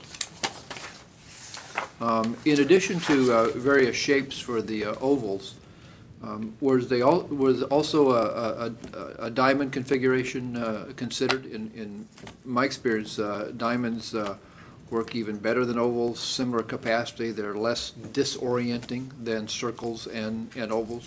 Were diamond-shaped interchanges considered at all? Diamond-shaped interchanges? We did not want to provide a great separation there. Generally, with so many multiple roadways feeding into one location, your ovals work operationally pretty well compared to some of the other configurations. And then again, if you put a diamond interchange, it can have some other significant impacts as to the right-of-way needs. To clarify, speaking of replacing the ovals with diamonds. No, we did not look at diamonds. Okay. I think my last comment, or last two comments, one of them is I'm impressed with the development, the extent of the conceptual development on the west side, the triangle parks and so forth, the potential sites for future memorials. I think, unfortunately, on the east side, adjacent to Poplar Point, I don't see the same level of conceptual development. It looks to me like that end of the bridge has received a short shrift up to this point. I also wrestled with what do you call the combination of an oval plus a rectangle. I'm a little bit rusty on my geometry. I came up with ovetangles. It was a little bit better than the first option, which was rectals. For your consideration. Thank you. Ms. White? Ms. White, did you have a follow-up question? Well, maybe this is a question of staff. I was looking at the comment we got from Lindsley Williams, and if maybe you could respond to that and put it in context for me. Yeah, I actually, this comment was also submitted to DDOT as well, so I want to make sure that they give a chance, and if you guys can put this on the big screen, so they can actually see where this is.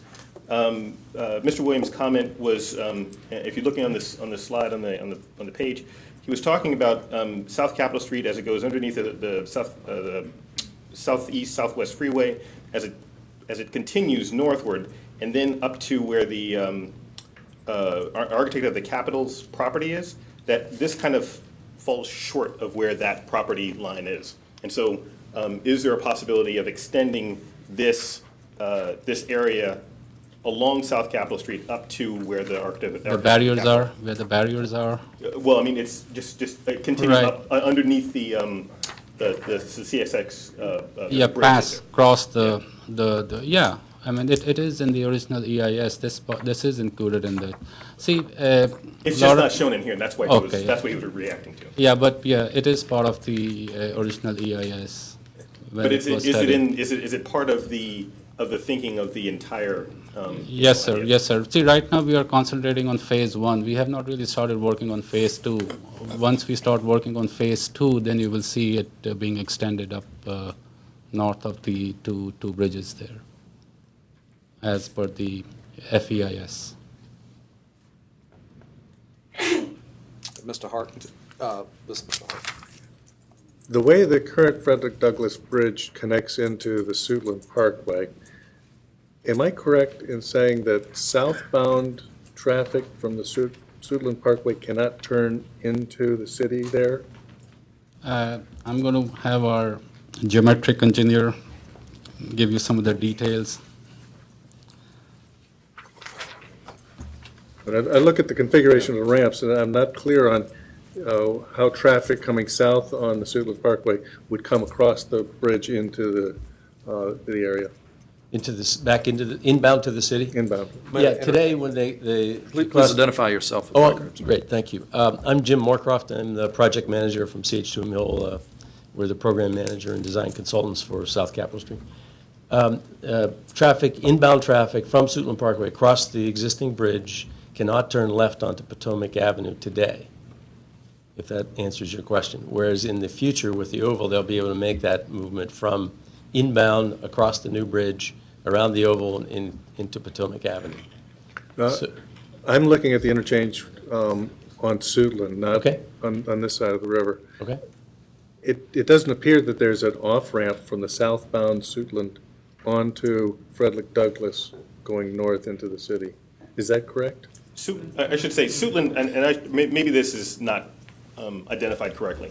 This is 295. Okay, 295 is what I'm talking about. It was identified on that slide as Suitland.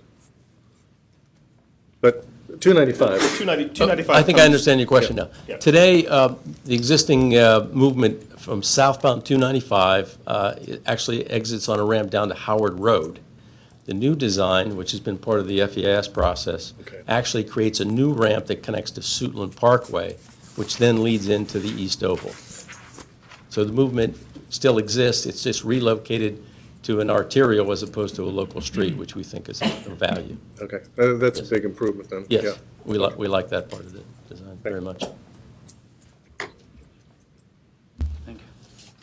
Any other questions or comments on this?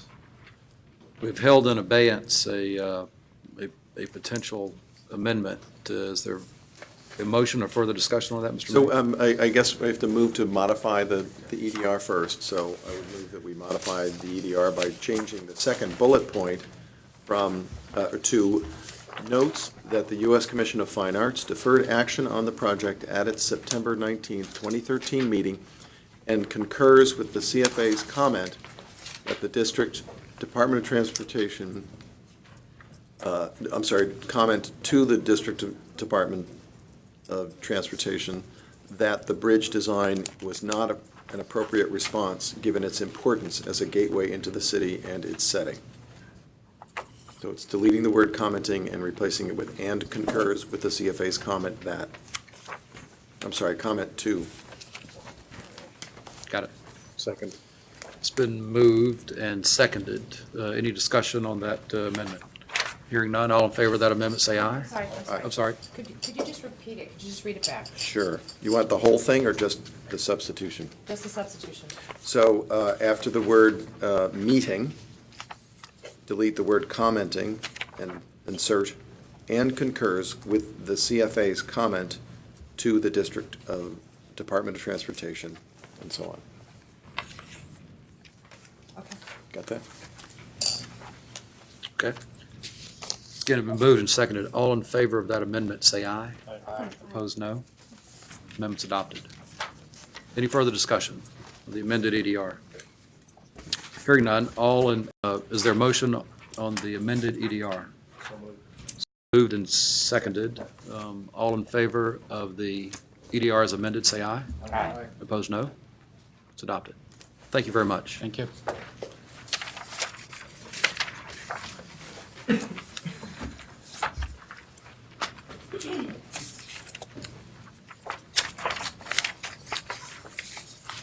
And agenda item number 6A is the Carnegie Library renovation and expansion, and Ms. Hirsch is here. Thank you. Ms. Hirsch? Good afternoon, Mr. Chairman and members of the Commission. Events DC and the Spy Museum are here today to provide an information presentation on the renovation and expansion of the Carnegie Library and the rehabilitation of Mount Vernon Square. The project is being co-developed between Events DC and the Spy Museum as a public-private partnership. The project has several goals and objectives, including a comprehensive renovation of the Carnegie Library in order to incorporate a new visitor center for the district. In addition, the project will also provide enhanced quarters for the Historical Society of Washington, D.C., which is currently in the building, provide museum exhibit space to accommodate the relocation of the Spy Museum to the building, add retail and cafe space, and also improve the open space and circulation patterns of Mount Vernon Square. I think he's pulling it up. What I'm talking to isn't actually to the presentation, but I'm just giving a brief introduction before Events DC comes up. When the project is complete, Events DC will maintain and operate the building in Mount Vernon Square and the Spy Museum will be a key tenant of the building. The Carnegie Library is owned by the district government, and Mount Vernon Square is owned by the federal government. I wanted to note that administrative jurisdiction of the square was transferred from the National Park Service to the district in 2006 when Congress passed the Federal and District of Columbia Real Property Act. And also just to note, this is a district project in the central area, and so therefore the commission will have approval authority over it and will be the lead agency for NEPA and Section 106 compliance. This week we've initiated both of those processes, and for the next 30 days we're in a scoping period for the environmental assessment. And so if there are any particular areas of concern that the commission would like to see addressed, this would be the ideal time to raise those issues to the attention of staff. And so with that, I'd like to turn things over to Events DC and the Spy Museum to go through the details of the project.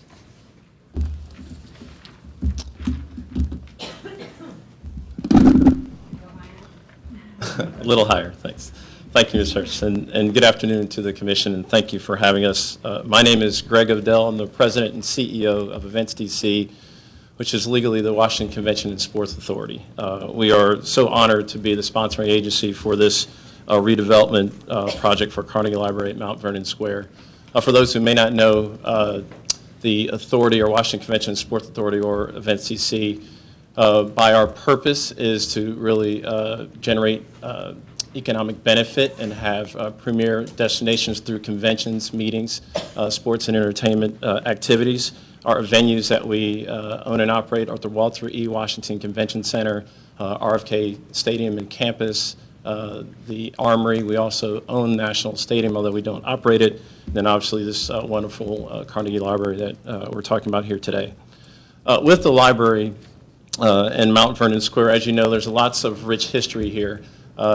Since its construction in 1846, it was an open market. It had horse and buggy roadways obviously coming through.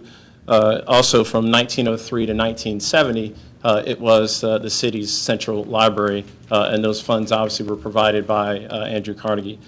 From 1999, the Historic Museum, or excuse me, the Historic Society of Washington was there, and from 99 to 2004, they actually had the City Museum there. Since that time, Historic Society has been there in a limited capacity with their offices and galleries. In 2011, Events DC acquired administrative control of the library, of which we then restructured our lease with Historic Society. We provided financial support, frankly, to help them with their operations. And then we also did some renovations to the interior of the building so we could then do some special event programming, not only for conventioneers, but also for local groups to enjoy the building as well. We feel, this proposed project really is a significant benefit, we hope, to the community. It's going to be designed really to reestablish the building and really the square back to the gathering place that it was, and make it major attractions both for visitors and for residents alike. We think that our plan will be consistent with the original intent of the public gathering as well. And then we also want really to create an engaging destination, as you'll see, and we'll have other members certainly present more of the conceptual design. We're going to have an inviting, transparent glass pavilion that really will house a public cafe, some specialty retail, and then also a state-of-the-art visitor center that we think both residents and the certainly visitors will enjoy. Just touch briefly on that design. Obviously in the interior we're going to house the wonderful International Spy Museum, which you'll hear a little bit more about their great history. And then also specifically, in addition to the building, will be an underground to actually house those exhibits for Spy. On the ground level, we're going to have modern and renovated quarters for the Historic Society, which will include their office space as well as the gallery. And then the upper floors, again, through our renovation, we're going to have a special event programming that both all parties will share for special event programming. On the outdoors, we really want to reimagine the square's green spaces. We'll have new pathways, new pavilions, and also obviously new tree planting as well as new landscaping. We also want to contemplate, explore some really creative uses. We know there's a great need for the residents and families that are coming there, that we would have some playground space for children, for families, We'd also explore things like an amphitheater for the public use. So we're really excited about how we can, again, really activate and enhance folks coming there for public use to that green space. As for our team, we really couldn't be prouder of the, or more proud of the partner that we have here in the Malrite company that you'll hear soon from the owner and the very gracious leader, Mr. Maltz. We were very fortunate to find out that the International Spy Museum really was looking for a permanent home in Washington, D.C., and unfortunately in their current location that opportunity did not exist. So we embarked on this journey really to try to create something special, and that's why we really are looking to work with them. They're a valuable partner, long-standing in the community, and as you all, I'm sure, know, the Spy Museum has been really an outstanding museum here for Washington, D.C., and it's something that both our residents as well as our visitors certainly enjoy. So in closing, I just really think we're very excited about this opportunity to present to you about this vision that we think will enhance but also preserve this historic landmark. We also think that we'll preserve this legacy, but also create a new legacy, frankly, for many generations to enjoy. So thank you for having us today. At this point, I'm going to ask Mr. Maltz to come up and talk about our great partnership in SPY. Thank you. Thank you, Greg. I got to reduce this microphone for a short guy. Well, you've really done a great job of telling the commission here about what we're all about to a point. But I'm going to go back to 1952 when I was called to active duty in the United States Navy. And to my surprise, I was sent to the National Security Agency. What a change from 52 to this year. We used to call ourselves the No Such Agency. Well, today, we all know otherwise. In those days, we were located at Massachusetts and Nebraska with a much smaller staff than there is today. One of my assignments was over at the CIA to declassify, recommendations to declassify certain Pearl Harbor documents. And as you know, this was just before the Sunshine Act. Upon reading these documents, I was quite stunned because I realized Pearl Harbor itself did not have to happen the way it did. But it's still an enigma, if I may use the term.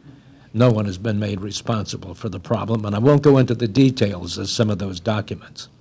But living here in Washington at the time, and by the way, my wife then taught school, first grade and kindergarten in Montgomery County. And we were taken aback by the beautiful buildings, the museums, the culture, the art, and of course, we did notice the Carnegie Library. One of the reasons is I've always admired Mr. Carnegie, who early on in his career, who made a fortune in steel, decided to give up his money philanthropically before he passed away. And he built libraries, not just in Washington, in this area, but all across America. Many of our medium and smaller towns would not have had a library if it weren't for Andrew Carnegie. In any event, let me fast forward. Why the Spy Museum? I'm asked about this all the time. I guess it harkens back to my experience at the NSA and the CIA in studying those Pearl Harbor documents, when I really questioned the fact, does the American public really understand what's going on and what's intelligence all about? So when I sold my company, and we were in broadcasting for many decades, I had to do something. I'm a terrible golfer. And my mind keeps on going, even though the body's getting a little tired. And I thought about a museum here in Washington. Although my wife and I have spent quite a bit of time involving ourselves with exhibits in art museums, and we helped to build the Rock and Roll Hall of Fame in Cleveland. And we built a theater in Florida, the old Burt Reynolds Theater, which had gone bankrupt, and we renovated that. But then what? Why not build a spy museum here? However, to our surprise, we never expected the kind of response that we got. I think we're at over 600,000 people a year right now, and we're out of space. One of the most precious objects in that museum is a letter from President George Washington to a fellow named Nathaniel Sackett, And I was able to locate that. And in it, President Washington said to Mr. Sackett, I'm going to provide you with 50 Continental dollars.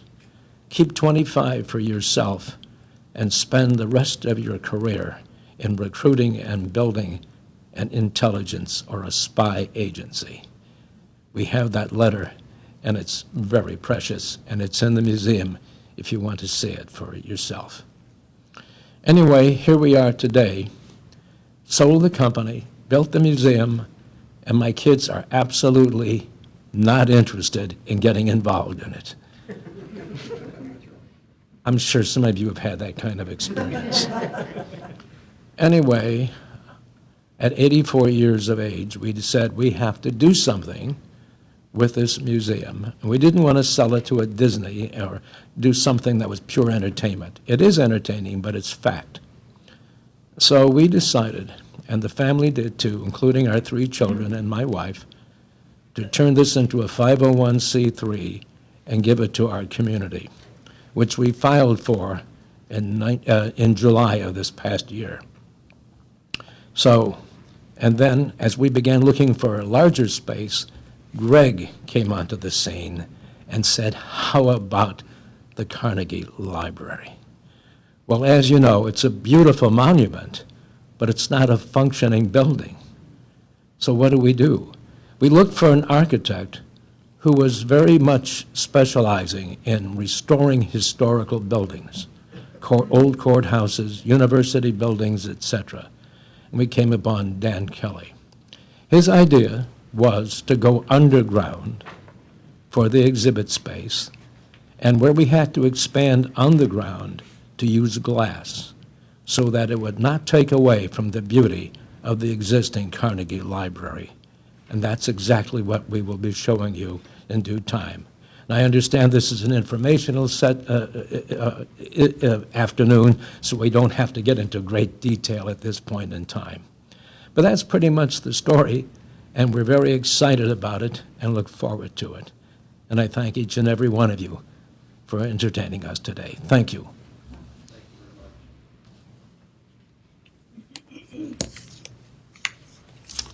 Hello, my name is Dan Kelly. I'm an architect from Philadelphia. I'll advance it with this, I guess. We have a few slides to show you, some conceptual slides to show you about where we are in development of the project. I think Milt and Greg spoke well about the power of Mount Vernon Square. It's remarkable to see the development happening around it, both commercial and residential. So we're quite aware of the potential of Mount Vernon Square. And this is an image from the district vision plan of 2010. And I think the project seems to be able to fulfill many of the objectives that that district vision plan has portrayed, a number of them listed on the slide itself. Creating a destination both with a building, a cultural asset, as well as a renovated landscape.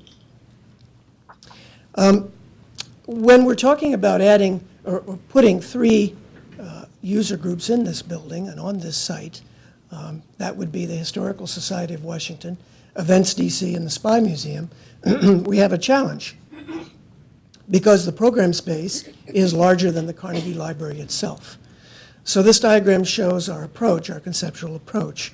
First, renovate the Carnegie Library and use the existing spaces in it as best we can for the spaces that are necessary for these user groups. The second piece is to build an underground addition on the east, north, and west side of the building that would primarily be used for the exhibitry of the Spy Museum. And of course, I'm sure all of you know that most exhibitry doesn't need windows, so it's kind of a perfect match there. Third, to build an above-ground addition that is primarily on the north side of the building, that's the lower left image, that houses some of the active retail spaces that we think will activate both the north side and as well as the site itself. And then finally, renovate the 2.3 acres of Mount Vernon Square and provide recreational areas on that square. When we look at a model of the site and the context, we see and understand that what makes the Carnegie Library so unique is not just the neoclassical character of the building, but the fact that it's an object in space. And that's an important feature that makes it so memorable in the city, in such a memorable space in the city. And so our program, or our concept, of course, wants to keep that situation intact. And I could say that there are three characteristics of our concept that would be important here. One, to create a streetscape on the north side, that is on K Street between the Convention Center and the new addition. You see that there. To create pavilion-like character on the east and west side so that we don't, we limit the exposure of the new addition to the building itself.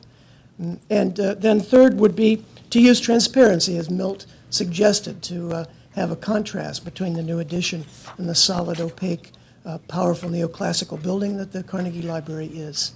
So those are several of our initial concepts. I guess another one would be to reuse the main entrance, to have that main entrance, that powerful, formal main entrance, be a great part of the composition and a great part of the concept. I think this section shows, again, what the concept could be. It's a conceptual idea. Here's a slice through the Carnegie Library building looking east. And so you're seeing how we can connect that building to the site in a way that it has never been connected before. You know, the formality of that building has it up on a plinth. You have to go up 6 feet or so to get into the main entrance. And so by putting pavilions on the east and west side and having a streetscape on the north side, we can make this whole building and the complex and the spaces inside it be much more active. So you see the new addition is on the north side. You see the visitor center there on the north side, as well as a portion of the underground construction, which would be the exhibit area itself. I'll go through the plans very quickly because I think you'll understand it. This is the underground component. You can see the T shape there, which is the above, which is basically the footprint of the Carnegie Library. This is 41,000 square feet, and all of it is related to the SPY exhibits, of which there would be 25,000 square feet of exhibits, and the rest would be back-of-house space and circulation space. That is roughly 20 to 22 feet below the street level. If we go to the ground floor, we'd call it the ground floor. It's actually 6 feet below the level of the site in the existing Carnegie Library. That's where the Historical Society would be. That's roughly 10,000 square feet. And then we go to what we call the first floor plan. That's really a combination plan. The Carnegie Library is plus 7 feet, but the floor plan of the new addition would be at 0, or would be at street level. And you're seeing the primary uses here displayed. The Carnegie Library, we would use the existing spaces to the best we could for special events, for ticketing. There's a theater on that floor. It has a wonderful lobby space, a great neoclassical, Baroque sort of stairway that we would keep intact. The new addition would have on the west side a retail shop for the Spy Museum. The center, very important, would be the visitor center that Greg mentioned, and on the right side would be a cafe. And these would have direct access to the site itself. I should say also there are several other floors of the Carnegie Library. Up above, there is another series of event spaces. This would also have offices for the Spy Museum on some of the mezzanine floors that were once originally stack floors for the original library. So a couple of conceptual views. Here's a view from K Street looking north. I would like to say that it conveys the idea of a transparency. It conveys the idea that the new addition would be in contrast, or I should say complementary, to the Carnegie Library, because it would have a light, transparent character, and it would be pushed away from the Carnegie Library on the east and west side, almost as if it's a pavilion, so it leaves intact as many of the facades of the Carnegie Library as we can. So it has a kind of pavilion character. The side you're looking at here is the side that would have the Spy retail store in it. It would also be the exit for the Spy Museum, and there would be a similar pavilion on the right side or on the east side, which would be for the cafe. The other image is from the north. You can see the Carnegie Library in the background. This is the streetscape side. This is the side, and I'll show that this is the side now we're looking at the cafe in the foreground. We're looking at the visitor center, which is the projected portion. That would be the entrance to the north side, and then on the right side would be the spy store itself. The height of that would be roughly 30 feet. It drops down in the middle so that we can expose more of the Carnegie Library. It is only on the north side, really, essentially, where we attach to the existing building above ground. And the last image I'd like to show you is one of the views. This one is looking up Massachusetts Avenue to the northwest, and it shows the pavilion on the right side, the Carnegie Library in the center, and it is our intent, of course, to maintain and improve Mount Vernon Square as a powerful place in the city and retain the Carnegie Library as a prominent feature on that site, so that the idea of the addition being to the north side and pavilions being on the east and west would keep that objective characteristic of the Carnegie Library intact. And so I'll pass this over for a couple of minutes to my colleague Skip Graffam. He is a landscape architect from the firm of Olin. He'll talk a little bit about the development of the site itself.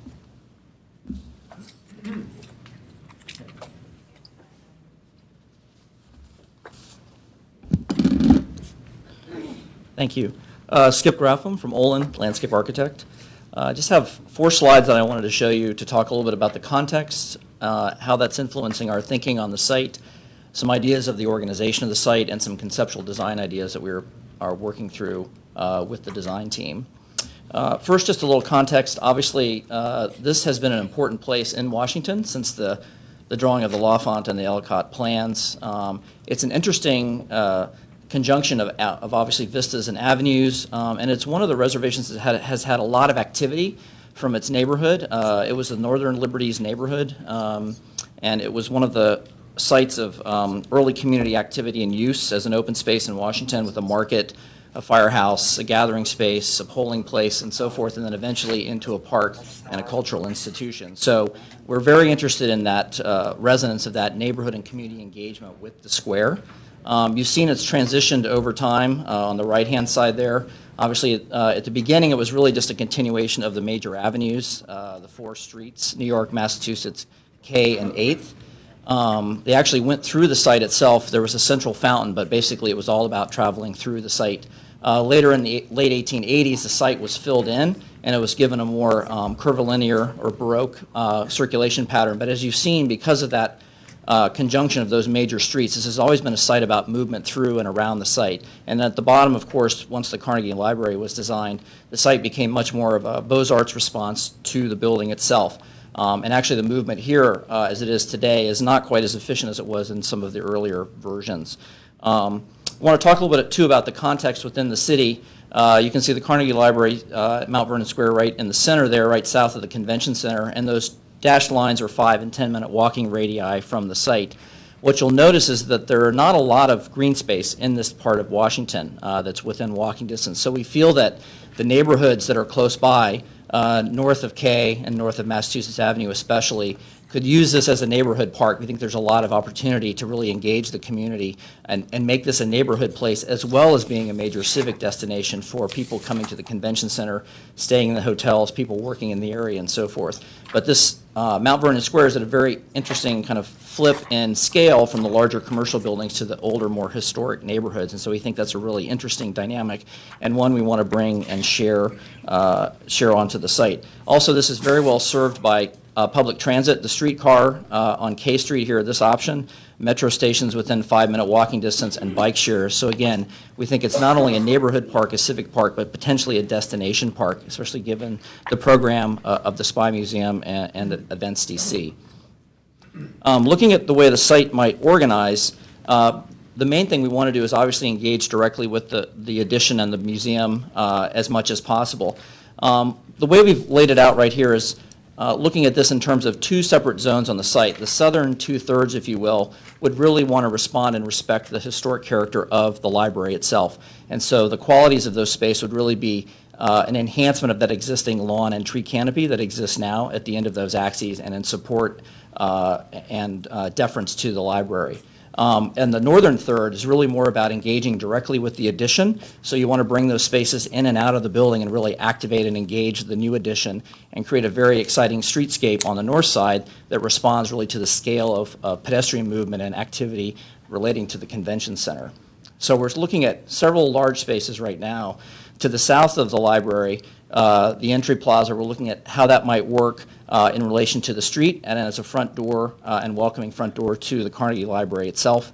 On the east and west sides, potential for a great lawn or larger event space on the west, a play space of some kind on the east, and then moving north on the opposite sides of the addition, more garden rooms, if you will, that directly relate to the interior.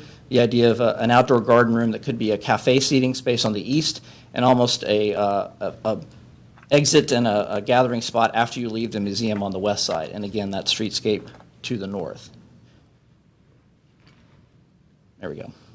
So putting all those together, really, these are just a series of conceptual ideas put into one location as we're studying with the team. The idea starting from the south, gathering at the southern entry plaza, looking at that space in terms of how it relates to the street, understanding the best grade so it's not a barrier, looking at accessibility, and potentially looking at shading that space a little bit more. If you've been out there, it's quite hot, but still respecting that access of 8th Street to the library and creating that vista and that foreground for the library. Reminiscent of the historic circulation are those kind of large curving arcs coming down from the north and then also coming up from the south.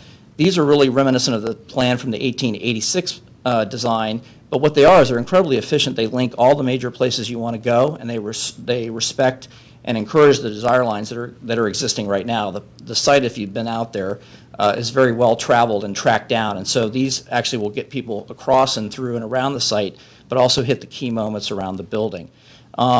These, we'll call them ellipses in this case, on the west and east side, while they may appear symmetrical, we think there's a lot of opportunity to create another richer layer that's different. On the west side, the Great Lawn wants to be almost outward looking because it's the connection down New York Avenue to the White House. It seems more civic, it's more active, has more of an outward focus. That could have a place for events, concert, outdoor speakers, and so forth and so on. On the east side, the play space, we're not thinking of this as a playground, but potentially more of a natural play area, something that can engage with nature, maybe potentially even engage with exhibits from the Spy Museum and so forth. These are all just ideas we're looking at. But that would be more of a shady spot. It's more inward looking. It relates to the building. It's the quieter kind of neighborhood space. So even though the site is very symmetrical now, there are some nuances that we feel can be engaged with and really create a rich site. The east and west gardens, the idea of the plaza outside the Spy Museum store where you can come and gather after you exit the museum. The east side, the cafe, could relate both to the play space and the street, a very urbane space, a wonderful place to sit outside and eat. And then the idea on the streetscape, again, that's really active and really a gallery that relates to the building on both sides of the street and brings you to the center. So the idea that at the end of the day, while this still functions as a termination for major vistas, we've hopefully are going to add a rich layer of program at the ground plane to really activate this site while it still maintains its civic function. So I'm going to turn it back over to Greg. Thank you. Mr. Chair and the Commission, that really concludes our presentation, but thank you for the time. We're happy to answer any questions or certainly seek any guidance from the Commission. Thanks. Thank you. It's an extraordinary project that would be great for the district, for sure. Mr. Goni? Thank you. I just want to say how much I appreciate your bringing the whole team of folks here to make the presentation. I think that many of us for years have been really saddened about the underutilization of the Carnegie Library, which I think is an architectural jewel in the city, and that this magnificent Mount Vernon Square wasn't the center of life in the neighborhood as it really deserves to be. And I think that the additions that you're proposing are very thoughtful and very respectful with regard to the wonderful historic building. But I'm particularly excited by the landscape changes and how much they will improve the ability to get from point A to point B, activate those spaces, make it safe to be there, because safety is an issue. I appreciate that the District Department of Transportation has already taken some steps in anticipation of more active uses on the square to calm traffic and to do other things to make it safer to be there. But I think these are all very, very positive steps, and I commend you, and thank you for coming in to talk to us. Ms. White. I also want to particularly thank Mr. Maltz for coming and telling us the background of the museum and how it came about. And just, on a personal level, thank you for your philanthropy and your service, because it's really impressive. It was very moving to hear why you did what you did and made that kind of investment. So thank you. Thank you. Mr. May. Thanks. I'm pretty glad to see you here. I know it's taken a while to get here because we've had discussions about this parcel of land for quite a while. I agree with many of the comments that I've already heard with regard to the potential for this and the potential for the grounds. I do think you have quite a road ahead of you in terms of getting design approvals and historic preservation approval and so on. But you're launching into that deeply, and I think you've got a good team, so hopefully you'll make good progress there. I do want to register a few concerns in terms of the analysis that NCPC will be conducting. So, we will be very interested in particular in, well, of course, this is a L'Enfant Square. It's reservation number 8. So, very low number reservations. It means it's an original L'Enfant reservation and a very important one. It's also one of the few that actually has a large building in it.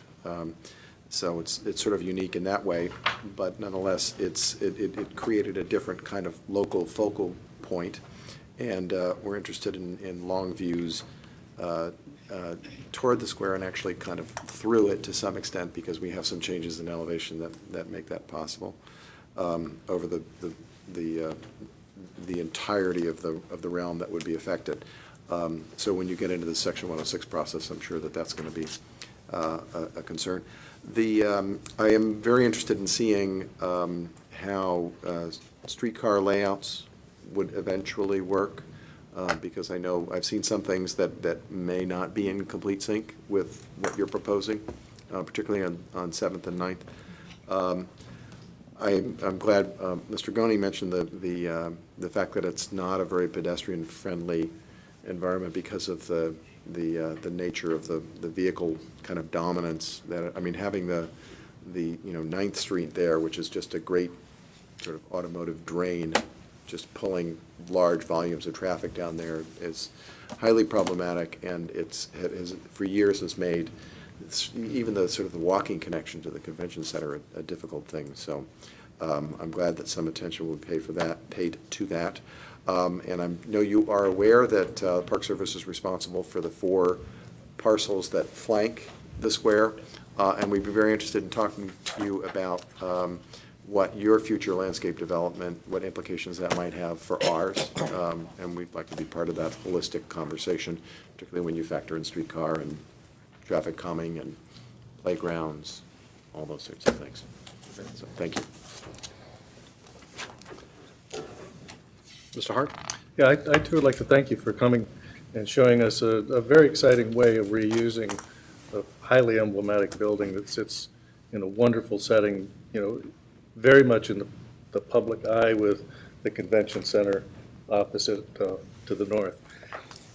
As I looked at this, and as a retired architect, I can appreciate the difficulty of trying to get a lot more program into a site where you've got a building that sits in the middle of the parcel. That's not easy.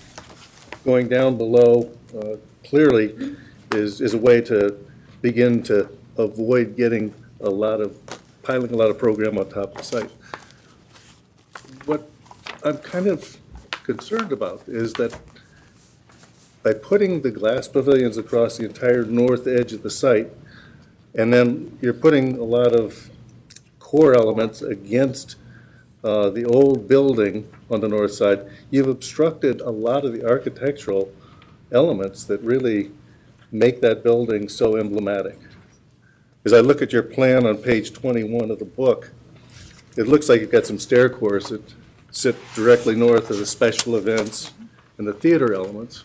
And if those weren't there, you could have a full exposure of those facades, maybe even raise the box even higher to completely open that up to the north, rather than putting something else in the way. So if this is really at a conceptual level, I'd encourage you to try and, bring out those elements of the old building, incorporate them into the new spaces, Mhm. rather than hiding them behind a lot of utility stuff. But this is a great project. More power to you. You're great. Okay, thanks. Ms. Wright. I have the same comment about the core. If it could possibly be, you could play with it and move it to the, I get what you're trying to do with the light and airy, and it would really, give Skip a whole new problem to solve. I like giving you problems to If you were to move the core to the end of the wings, but it could work possibly. I mean, you lose your light and airy wings and more of a chance to kind of seamlessly weave the indoor and outdoor spaces.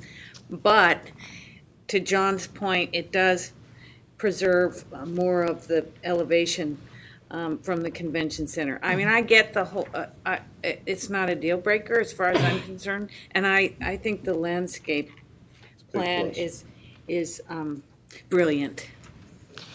Well, we'll work on that, and we have some ideas about including the facades where the new construction is against the existing building. We have some ideas about including those facades as a part of the interior. Mhm. For example, I'm excited about the possibility, if those cores are there in the corners of the wings, that we can keep the windows, keep all the stone, and actually have you feel as if you're going down beside the existing building, as if perhaps as we have the exhibit designers involved, we can make that be part of the experience of the exhibit itself. So, in my mind's eye anyway, the cores are actually floating around that existing facade of the building, and that we're not building walls to cover up those existing windows. So we've got a long way to go, but that certainly the idea would be to attach to as little as possible of the existing building, and certainly to expose 3 out of the 4 sides of the existing building, because that's where it retains its objective character. And that's what's really important on that site, always seeing the building, the original building, as the primary object, and the new building is subjective to that original building. So we're hopeful that we can retain a number of those facades on the interior as we develop the interior connection pieces. I have some good ideas, as a matter of fact. I'll take your word for it. Go for it. Mr. Gunning. Can I just ask my fellow commissioners who've just commented, what do you think about the glass kind of pavilion next to the courthouse? That was a project that we had previously approved, and it's now built. I don't know if that, if that's the kind of effect that you're thinking about. Remember that security pavilion? Yeah. What we're, if you look at the elevation, because of the location of the core right now, there's a lot of, you lose a lot. Through the glass would be wonderful. I'm not saying anything about the pavilion. I'm just saying what's inside the pavilion precludes a view through it to the historic facade. And we're just playing with it over here in plan. And if you were to move if you were to experiment with moving the core to the ends of the wings, the downside again is that you lose that possibility of transparency and sort of the seamless in and out of the landscape on the wings, but you gain the possibility of seeing as much of the facade, the historic facade, as possible. So it's a trade-off, and I'm not sure that it's worth doing, but I just want to urge to play with it a little bit, because there's some kind of balance that you might be able to achieve. Right now, you lose an awful lot of it. It does seem like a trade-off, because if you move it, then it obscures the clean lines. Exactly. So it's a problem. But those stairs aren't going So, up, they're going down. Mr. Right. Mr. Trigoni, I know you weren't really directing that at any of the comments that I had, but since you brought up the courthouse, I would like to respond. And that was actually, that's a project that turned out better in real life than it ever looked on paper. And I hope that that bodes well for this. However, I think this is different in some significant ways, because that really does stand as a single glass pavilion, and it's really kind of the converse of this, because you've got, a building that, a complex of buildings that wrap around this single pavilion, and here we've got a single building, and we've got a glass pavilion that kind of wraps around it. And some of the views are going to be the diagonal view. You get a compression of the columns and the roof and things like that. And of course, there's the whole issue of how much depth of roof you see in the first place. You really don't see much depth of roof in the pavilion at the courthouse. So, I mean, the thing about glass buildings is that as much as we want to try to make them seem like they're really transparent, they're not transparent. You see that box. The question is, how light can you make that box feel? And, it's not really showing up great on paper, particularly in that view, that diagonal view. But I think that what you brought up is something to aspire to in terms of the end results. But it can be transparent enough so that what's inside the box. Yes, Julia.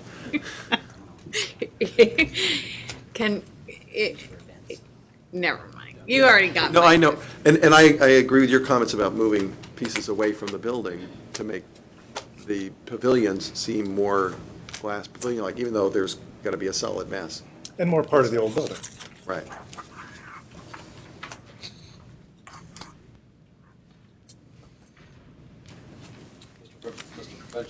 A couple of comments and a few questions. Is the source of the funding the partnership? Yes, it is, sir. Okay. And what's the approximate estimate for the?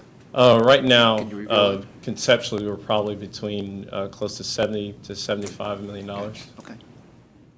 We That appreciate is very high level. All right, thank you. We appreciate the presence and the testimony of Mr. Maltz today. It's nice to see another representative of the greatest generation that many of our parents and grandparents belong to. So it's an honor to have you here, sir. It was impressive on page 12 of the advanced materials to see servicing of the site from 7th and 9th Street has been considered in the conceptual design. Sometimes we see that as an afterthought in a project. It's nice to see that up front. Comment about the pavilions, like the idea, the conceptual idea